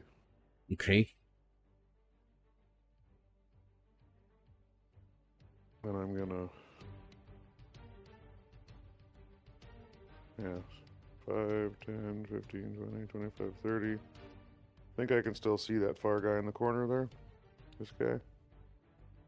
You will have some degree of difficulty because of Vusker and... Can I just see him? All I want to do is Durwin. intimidating glare. Try to do a demoralize on him. Yeah, you can do that. You could definitely get his attention. You whistle out right before you do it. Alright. And they, I believe, are all female. I have referred to him as in the male, but I believe they are all female. Does that work? Yes. Okay.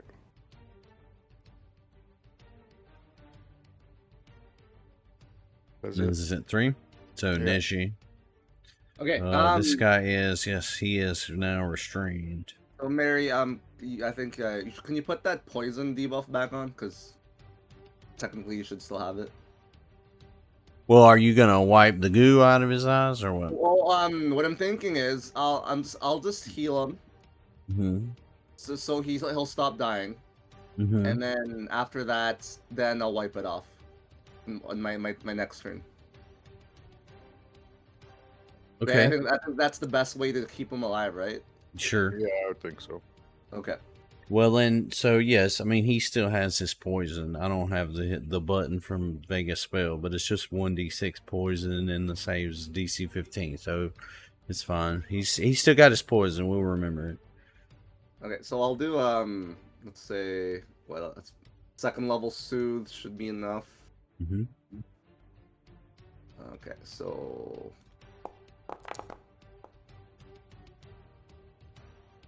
All right, so he gasps as he comes back to consciousness, and he is wounded 3 now, not dying, and he is conscious and bound, and he begins to immediately just like beg you guys to let him go, and that this was all a big mistake. He can make you rich. And he is no longer a threat in this combat. okay, I'll actually have another action, Mary. So I guess I'll do a demoralize on one of these guys, one of these gals.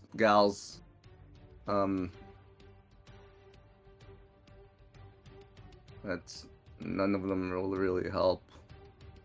I'm in a weird, awkward turn order between them. If I do this one, no. This one. I'll demoralize this one in the top left.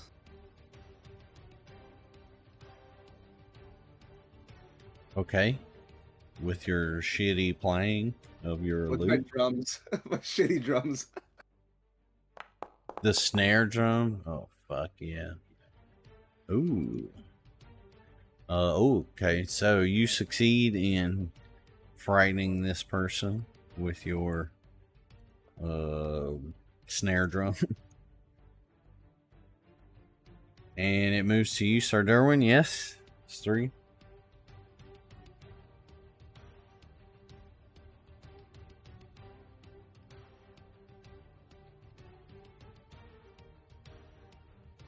As his mouth moves, Logan, you're muted. none of us hear any word.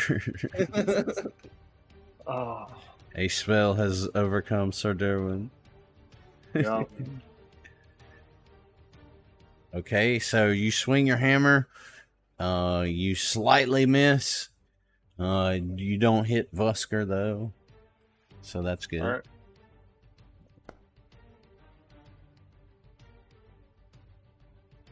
Your second strike finds its home Oh, buddy. to the tune of 16 damage. All right, I'm just going to raise my shield and then I can be done. But I know Drez has stuff. While this sneaker is distracted by your massive hammer, poke her from behind. Do you? Yeah. That was shitty as fuck. Yeah, I'm going to hero point that. Okay. Let me go ahead and pretend that didn't happen. You guys didn't see anything. You want to know what kind of fumble you would have got? Not really. I don't need that depression in my life. Not that bad. Hilarious. Just go ahead and Yeah. Let's go ahead and further enfeeble her, and move on with our lives. Well, so she remains enfeebled by your onslaught and takes 18 damage for the trouble. Well, remember that she would technically be enfeebled too now, because her first enfeeble doesn't go away till the end of my turn, and it's technically not my turn yet. Oh, okay, fair. You have one action remaining, yeah? Oh no, that was a reaction. It's not my turn yet. I mean, technically it is my turn, but I'm still doing. Well, no, it's one of their turns. That's my reaction on. Oh, Durwin's yeah, turn. you're actually, yeah, I got you. I forgot one of them comes between us now, but Yes, fair. All right, well, so this one attempts to run away, triggering an attack of opportunity from you, Sir Durwin, because she neglectfully just runs out of the room. Oh, what the hell? I thought Yeah, she you want was targeted. You want me to reroll or? yeah, target her and reroll.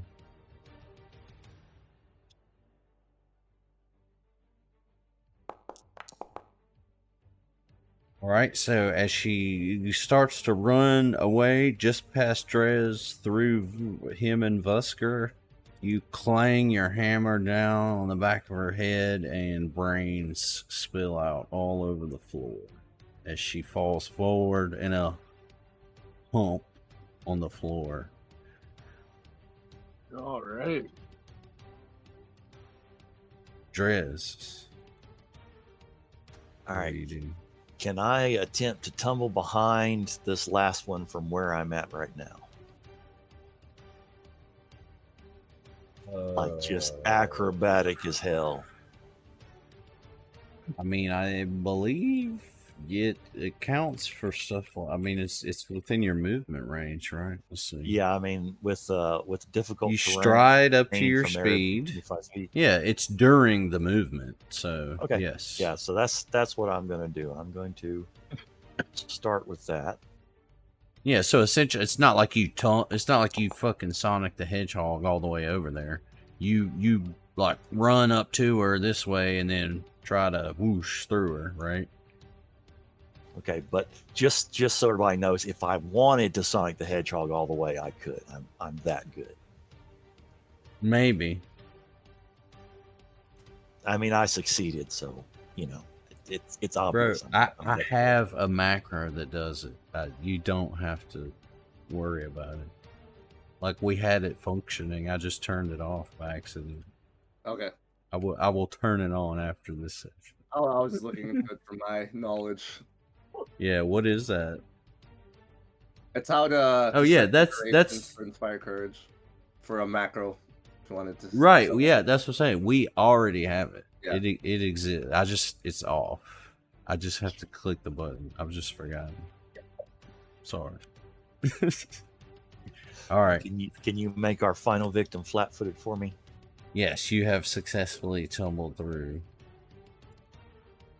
Knowing that she is now alone and soon to die.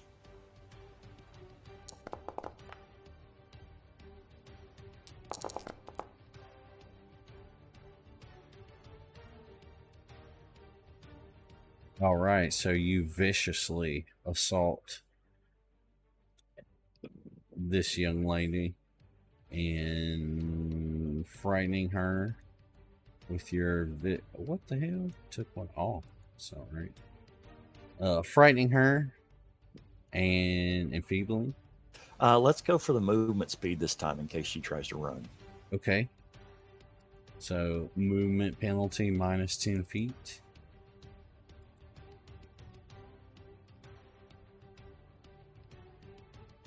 All right, and is that just two?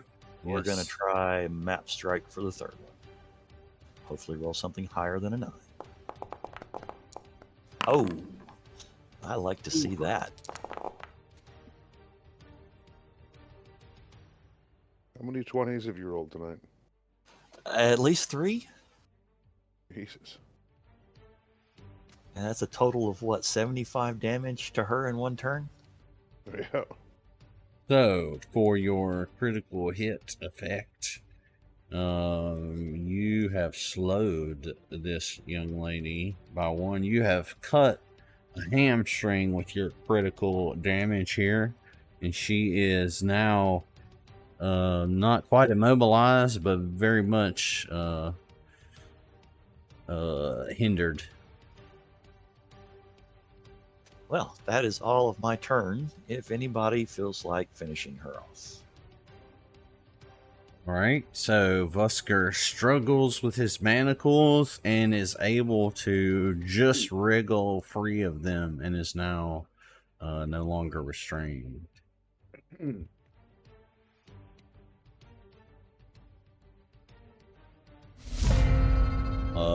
This young lady turns to you, Drez, and just lashes out with everything she has.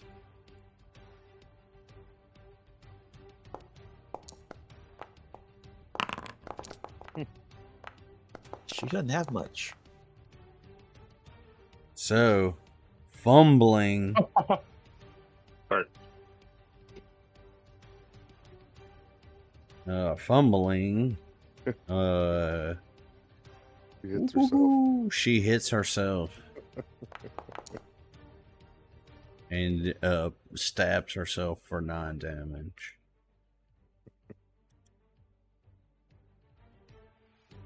So, outnumbered, outgunned, hurt, and almost critically wounded Vega. How we proceed? I will Let's see. move into here. Over 1. Yeah, I have the macro, so I just put it on. Oh, okay. And then, what the hell? Let's add acid arrow to this.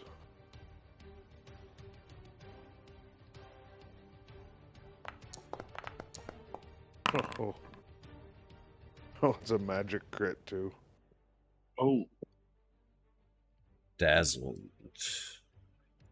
So, let's see that damage. So, you conjure out of thin air an acidic arrow, and you fling it over at this lady who is fully concentrated on Drez, and the arrow slips in just in the nape of her neck and comes jutting out of her mouth, startling Drez somewhat, but pleasing him all the same as she falls dead to the ground, ending this combat successfully for the party. And you all return to a more peaceful ambiance here in town in the Wainwright shop.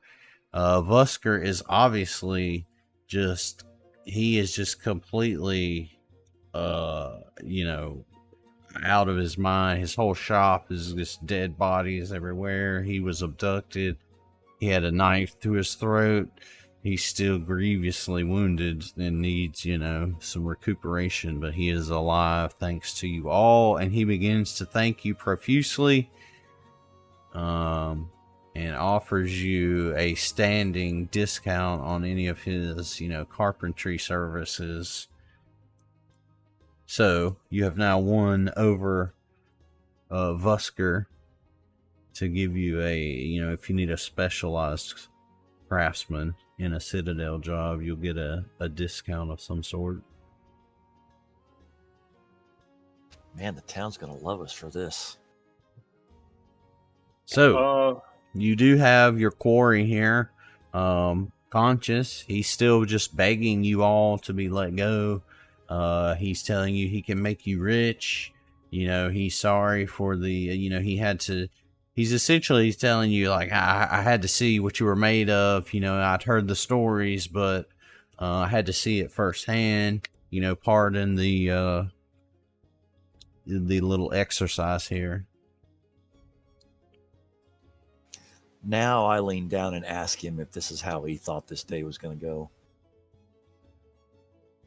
He tells you that, yes, he thought he would be recruiting some cold-blooded killers, and he sees that he's found the right people. He once again tells you that he can make you rich beyond your wildest dreams. I tell him that I can make him scream beyond his wildest nightmares if he doesn't shut the fuck up. He just kind of, even in his beleaguered condition, sneers at you and tells you that there's no need for such hostilities. You're all potential associates here. Potentially associate with my ass. And I kick him. He tells you, if you don't believe him, just check the gold in his pockets. Oh, we'll gladly take that. What we're not doing is taking a job from the Scarlet Triad. We know who you are. He kind of laughs at this and tells you that, you don't know nothing. That he could tell you things that would, blow your mind apart. That the wealth he's seen, the power, the magic artifacts and items at his disposal are beyond your wildest dreams. He once again offers you to come in. He tells you that, look, they're not just involved in the slave trade. They have plenty of legitimate businesses, luxury spices, magic items, scrolls, texts. They have it all.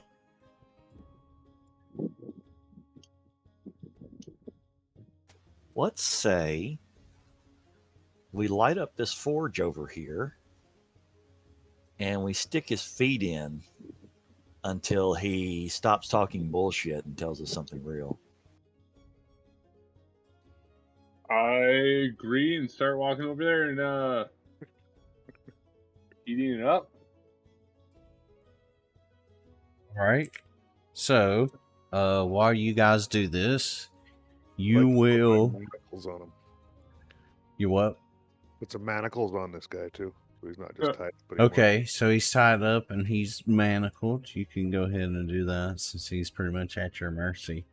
So what you guys can attempt to do at this moment, right, is, so you got several avenues here while you're interrogating him. You could do a diplomacy check, certainly. That's just to kind of speak to him, or to, gather information. You could also do a society check to kind of look over his clothes and all and see if you recognize, where has he come from? Do you recognize the tailors that have made his, suit and all that kind of stuff, right? So, if you would like to attempt either diplomacy or society to see how successful your interrogation of this guy is, feel free.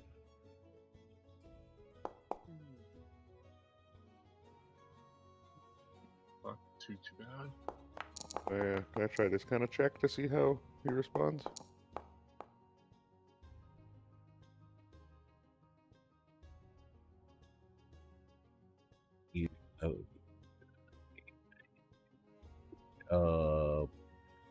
Yeah, sure. I mean, you can try any check. I just told you the ones that would be the most effective. Okay. I just tell him that he's in my town doing criminal activities. Well, and I mean, look, the meta of it is the ones that the answer to the question, can I use this? Yes, that's the answer. But the ones that, like I tell you or I mention would be fruitful are the ones that are going to be easiest, right? Okay. Yeah, so it's just a matter of whether what the degree of success is, essentially. Oh, so, yes. See? O ye of little faith. The dice must be trusted. All right, so both Vega and Drez go over this guy's threads and look. They're looking at the labels, especially Neji, right? He's judging him, and or excuse me, Drez, he's judging him. Neji, meanwhile, steps in and begins to talk to him. He said, he's kind of getting down on his level. He's like, look, buddy, we've killed all your companions here. We've got you. You might as well just give it up. This is not going to end good for you. And you slowly begin to learn all that you need to know from this guy. He just spills the beans.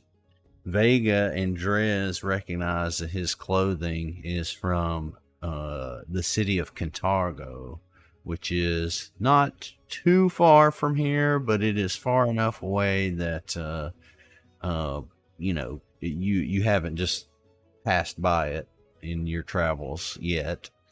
Further, he spills the beans just complete. He just gets to talking, and he tells you that the Scarlet Triad is based in a place called the Red Pyramid. It's in a city that you've heard of. It's called Katapesh. Katapesh is familiar to you as a Chilaxian city. It is not the type of place you would go on, vacation, right? Oh wait, sorry. It is not a Chilaxian city. It is just a city run by pack masters. Okay, so it is almost anarchic, right? Anarchy rules the day.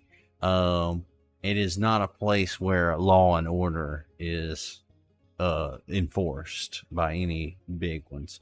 He tells you though that the origins of the Scarlet Triad reach back into Chilax because it was formed by traders who had a route between Katapesh and Chilax, by dwarves who had a route between Katapesh and the Five Kings Mountains, okay, and then just the powerful merchants guild that already existed. So that's these three companies coming together formed the Scarlet Triad, a notoriously private organization that again is not ruled or governed by any government, rather the opposite. In all of these regions where they operate, they have become so powerful that they have influenced the government, none more than in the city of Katapesh, where they influenced the pack masters. You aren't able to really find out more than this, other than for the most part it is a legitimate organization, or has been for its history, but very recently they have begun to dabble in the slave trade and have found it very profitable, and so they are seeking to expand it vigorously. So in the matter of this encounter, for defeating all these little creeps, let's see here.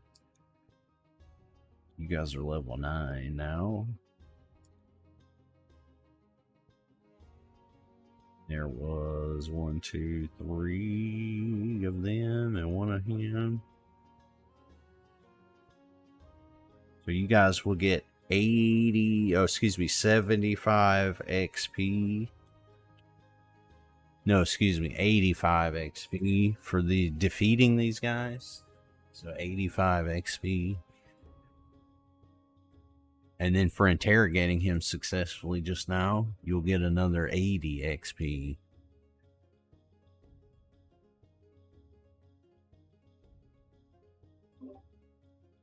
So you have him held over this fire. How long do you hold him over this fire?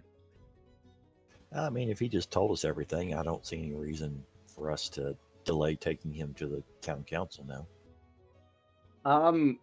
Should we take him to the town council, or should we take him to our keep in the dungeons? Can we trust the town council? Maybe Yeah. we take him to the town council and suggest they hold him in the dungeons of the keep. I would interject to say he did just confess to you that his secret organization influences all governments in That's areas where they practice. That's why I'm like, let's just take him to our keep. That's why. That's What why I if said what? said. Okay, what if we do this? What if we gut him, wait till nightfall, sneak his corpse into the town council chambers, and leave it on their table as a warning? I mean, that's an evil action which I cannot condone as my character. It's not an evil action. We're threatening the bad guys. This is going to happen to you if you keep fucking around. That's a Charles Bronson action, is what that is. I think Logan will support me on this one. I agree, but I like the idea. I really do.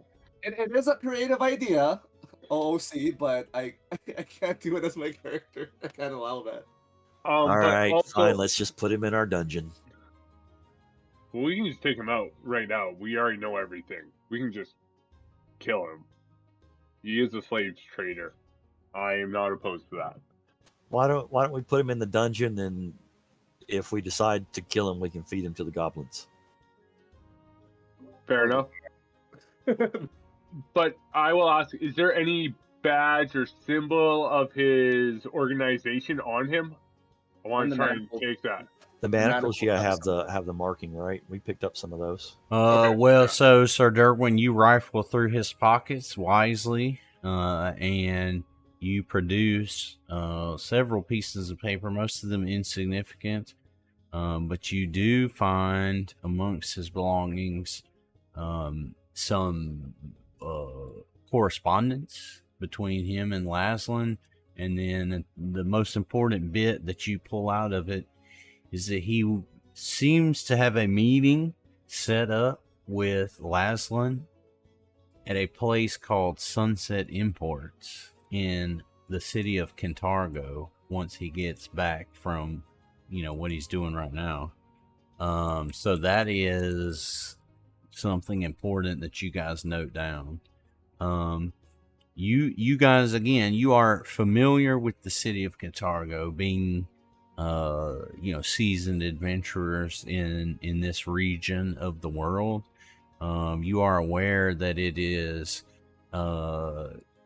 in the Archduchy of Ravenel, which is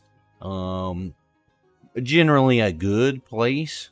So you wonder, all of you kind of wonder amongst yourselves how such a thing could have developed in a place that's not necessarily like, it's not Mos Eisley, right? It's not a hive of scum and villainy.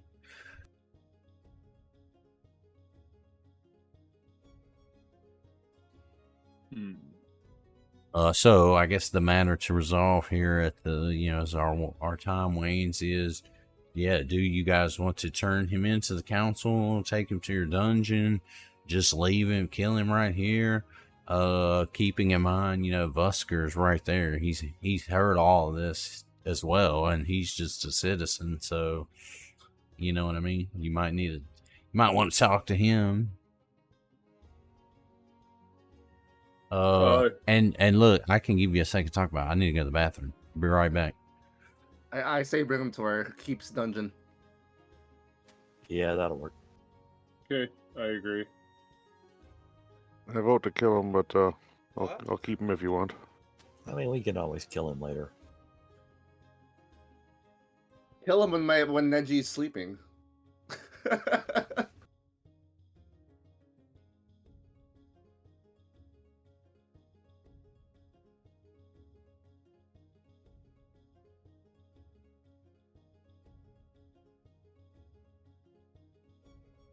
Guys, we're like halfway to level 10.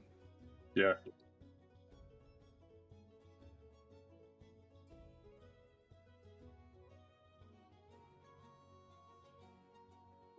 Oh, sweet. I just realized my drums give me an extra 5 feet movement. So I'm at 40 feet now. For speed.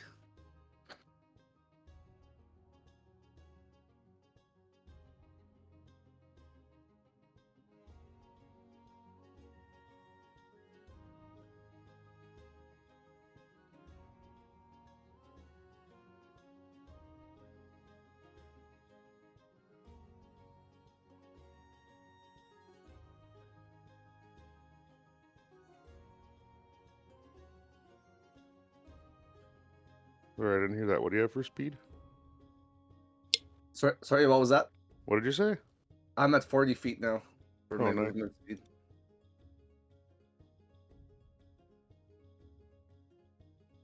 You can just about double my speed. Yeah, because you're at 20. I'm gonna say 25 or 30. What are you at? 25. Okay, I just got that extra 5 feet from the boots. right. Yeah, because I got 5 feet Yo. movement It- from was it the feet I took, and then my boots, and then the drums. What's up? What you want? Well, I was just saying that my movement speed is at 40 now.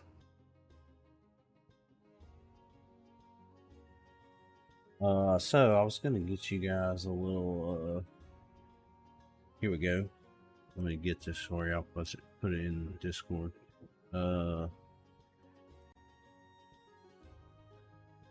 Show you this because, like, basically your characters would know this. Just their general knowledge of the world, right? So this is essentially like Iskar, the Five Kings region, and then you'll see over there on the left, kind of top left-hand corner, that's where Kintargo is located inside Ravenel. Ravenel. Ah, there it is. Okay. I guess we have to travel by foot and need a wagon. We have to travel by. We have portals, man. I wonder if we have a portal, a way to take our. Did portal. this motherfucker just say get a wagon?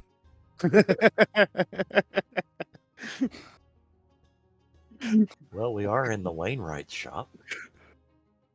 He got wagons on the brain, bro.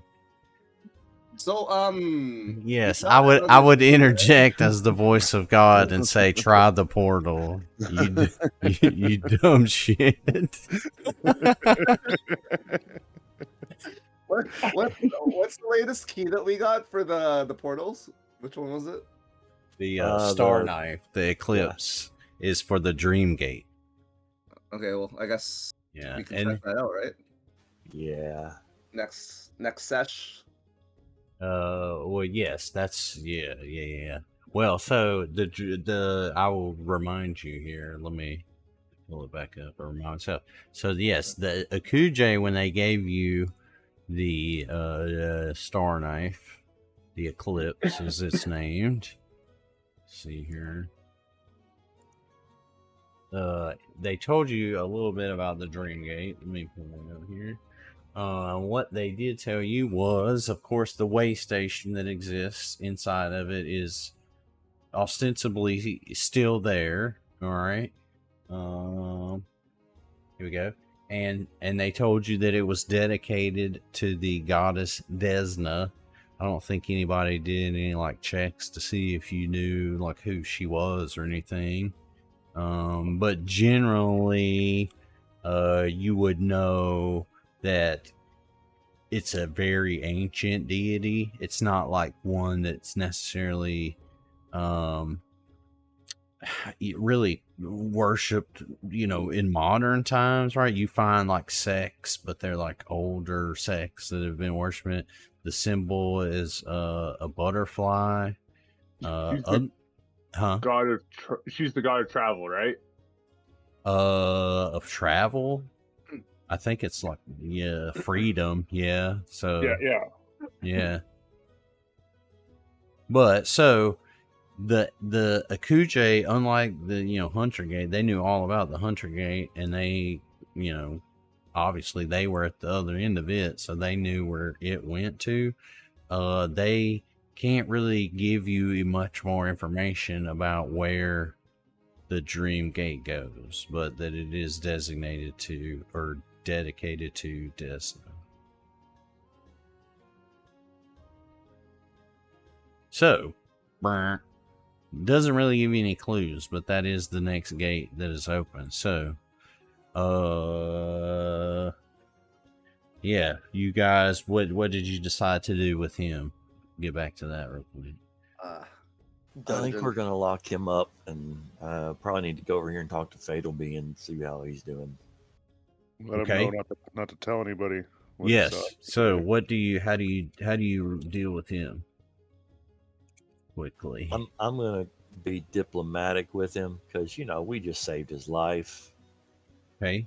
and I'm gonna be like, this guy here, he's part of an organization that has infiltrated all kinds of governments, and we just can't be sure that he's not got allies in Breach Hill. So we're gonna take him and stash him somewhere. We need you to keep your mouth shut about all of this until we have something more concrete to go on.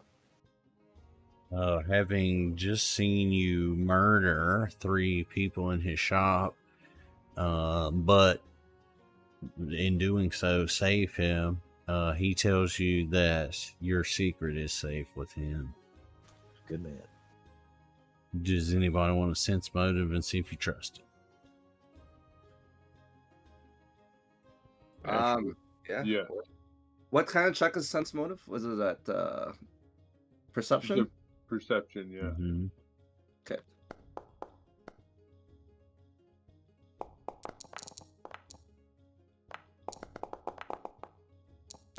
Don't know why that So would we're be private. done. All right, so you all, knowing this man very well, are satisfied, Drez especially, that he is telling you the truth and he will keep this secret safe. He does ask you how he's supposed to explain away these bodies.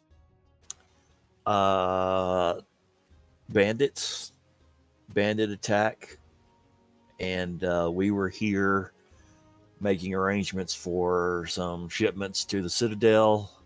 Your wagon, you need to go to Kentucky. Yeah, that kind of stuff. And these were particularly dim-witted bandits who decided to stick up the joint while we were inside, and we dealt with it. We were buying drugs and it turned sour. No, I'm just kidding. I'd also like to So this ask is if I a can no borrow- country situation. want to ask him if we can borrow a cart and hog tie this guy, gag him, and throw him in the cart with a blanket over him so no one sees us. He gladly provides you. He asks you if you will take the other 3 bodies with you as well and dispose of them. Sure, I'm sure the goblins are hungry. All right, so he loads you up with a wagon. This guy, who revealed his name to you all in the course of your interrogation, of course, that would be sensible. There we go. As Hubert Therok. So, Mr. Therok. I laugh at his name. I I laugh openly at his name where he can hear me laughing at his name. All Did right. you make this name up, Mary, or is this from the book? Yep, I just started making up names. No, this is his name. Hubert Name that one Therok. guy, Nathan Harris. Where the fuck did you get that from? Okay, Yeah, that guy. to make another appearance, man. That's That- the dumbest name I've ever heard. Just wait, bro. It's gonna be epic. That's gonna be if we run into any of those balance issues, he's just gonna fucking wander in drunk as shit and save the day. And Well, where's it is what I do. All right, so how about some John Hamilton? I don't know who the fuck that is, bro. I'm Mary. All right, so you guys get all loaded up. You got all the bodies loaded in. He's, thankful again. He tells you, he'll be on the lookout for the word from Therok about more work to be done. And you all successfully head back to the Citadel and place him in, permanent confines, or at least semi-permanent, back here at the Citadel. And yeah, you inform Therok and, the resident goblins, hey, watch this guy, don't let him out. They put him back in the old room that R.I.P. their bear. What was his name? But they put him in that room, and he's all locked up and secure. Oh, okay. Oh, Mary, question about our direwolves. Did you get a chance to- Your wargs, yes. Well, so they're here. We can assume that they're here at the Citadel. And did I make? Yeah, I know I made them long ago, but no, I don't think I ever went back in and redid them. So I got my notes here. Turn the macros on. Do the wargs up. Any last bits of business? Is there anything else we're forgetting? Do we need to It looks do like any yes. Citadel activities right now? Oh yes. You could set one We up. also Yes. took his weapons and stuff. You guys did not. Did you want to? I would like to take his smoking sword away for sure. Oh, where's his weapons? What else? do you have? Nobody was looting him. I wasn't gonna say that. Oh, no, I I couldn't double click him. clicked on him and he didn't pop up anything, and then I you can forgot. click on him now. I'll take the gold. Oh no, I would like some gold. I don't have any gold. Hey, where's We we can split the gold. where can you guys see his inventory? I can't see it. His Yeah. character is in the. Well, when it cracked me to the other one, I could click on his thing. Well, I just switched back to the Wainwright shop, so y'all could click him. He's right here. Yeah, where is He's not doing anything when I click him right now. Yeah. Well, it's probably because he's not defeated. Let's see here. Who was that dwarf guy that was back in our place? That's the one I clicked on. Huh? Who is Therok or something? The Rock? Oh, Yeah, Yeah, yeah. that's Yeah, not the cats for us. that's not somebody you can loot. Oh. He's got some. I good mean, stuff. wait till he's drunk and maybe you can. Oh, that's your old guy. Gotcha. Well, he's got a lot of gold. So when you guys double click this guy, what? Okay, I see it now. Oh no, I got it. And now it Yeesh. popped up. What's this spell book? Wizards.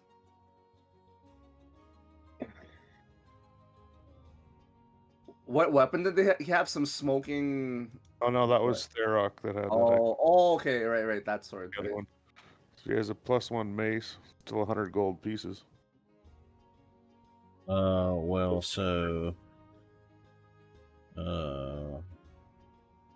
let's see. How can I do this? Let's see. So this is what's inside his spell book. Let's see. No. Hold on, I'm about to post it.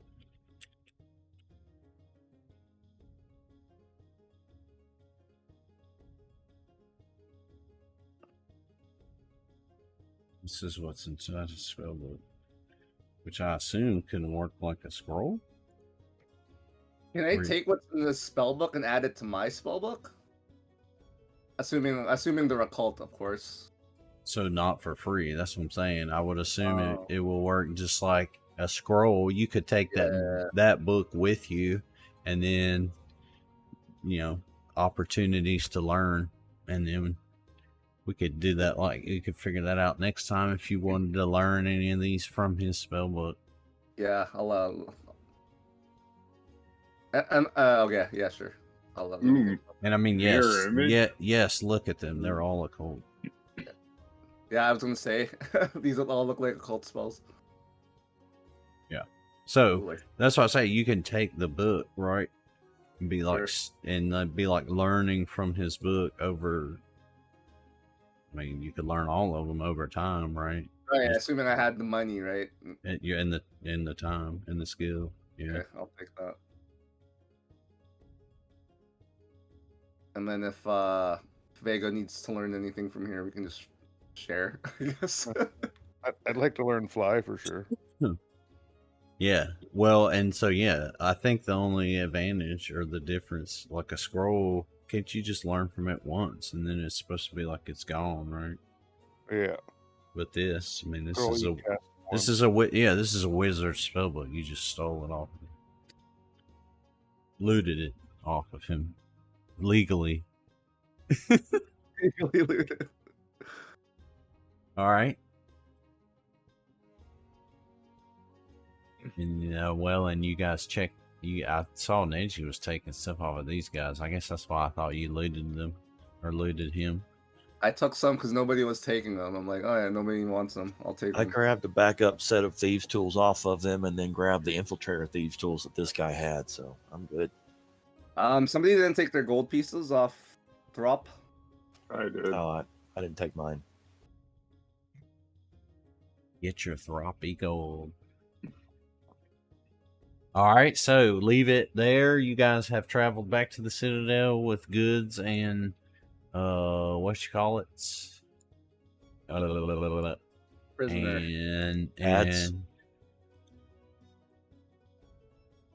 And Vega has started to try to loot the rock.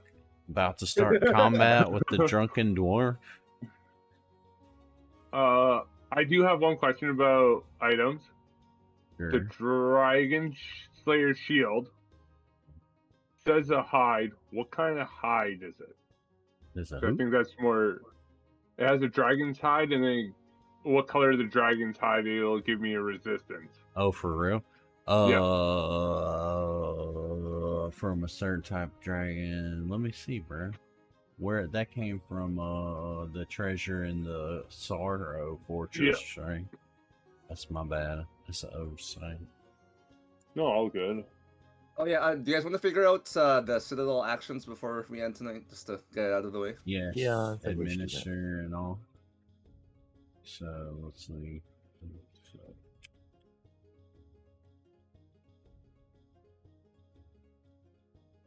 So administer is a DC 20 society check.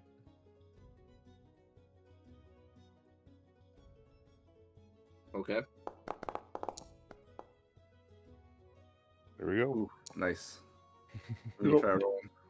All right, so you administer the Citadel, and then to organize labor is a DC 13, deception, diplomacy, or intimidation to organize workers, or 18 for specialists.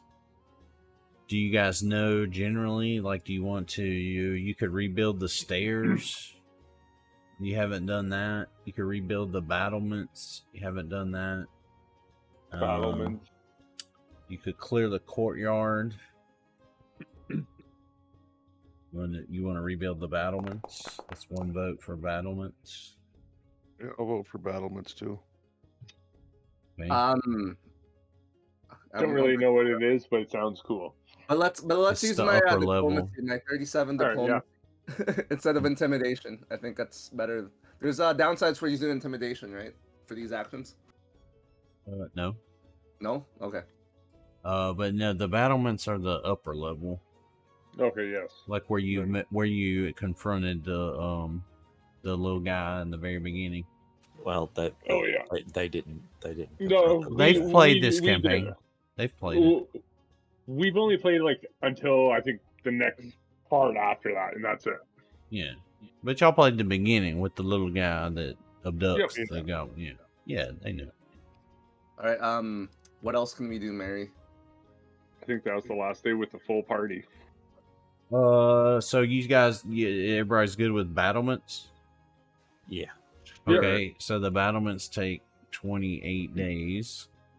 And then the crafting check Therok will do for you. Is there anything else we can do concurrently with these actions? Can Or you is that hero it? point that? I'll give him a hero point. 20 passes. Oh, but it's a critical fail. Yeah, It's a but natural one. yeah, well, I don't know if does it count on that. At 20 passes. I'll let it slide, but I thought a natural one is a natural one. Like, always a critical fail. Is it? In D&D it is. I guess it is in Pathfinder too. I mean, all he needs is a one to succeed, so I'm just gonna give it to him. I mean, he would just do it Yeah. again. So it's the 12th of Gorgozran. So it'll be 28 days from here. So can you do anything concurrently in that? Well, let's figure out how much this is going to cost you. It takes a crafting and a specialty crafting, which you got successfully. It's going to take, let's see, it's going to cost you 168 gold to rebuild the battlements. So yes, you could do something concurrently. You would just need to roll to hire workers again. That deception deploy. Well, multiple ones of you guys succeeded, so you won't have to do that. So what other project do you want to do? You could rebuild. You did the walls. You could do the stairs. It takes. I think we need the stairs to do the battlement, really. Well, I mean, theoretically, they could be rebuilding the battlement without the stairs, because the battlement's there, right? What you're rebuilding is just like there was one side of it that wasn't, the tower needed to be rebuilt. Okay. Yeah. But I say stairs. So more functional buildings can start to be built after you get through these like more perfunctory ones. Right. You Okay. know? Stairs is cool with me. All right, so the stairs take 16 days inside of there, and it is gonna cost you 16. So it'll be the same amount. It's always the same. Looks like, yeah. Well, for that, because it's for the same amount of workers. All right, so that one is gonna cost you 96 gold. All right, and for this one, you guys don't want to wait. Or you guys don't want to wait it out like we did the other one, right? You just gonna let this one run in real time? Yes. Right. And we'll just go under roll Okay. adventure. Okay.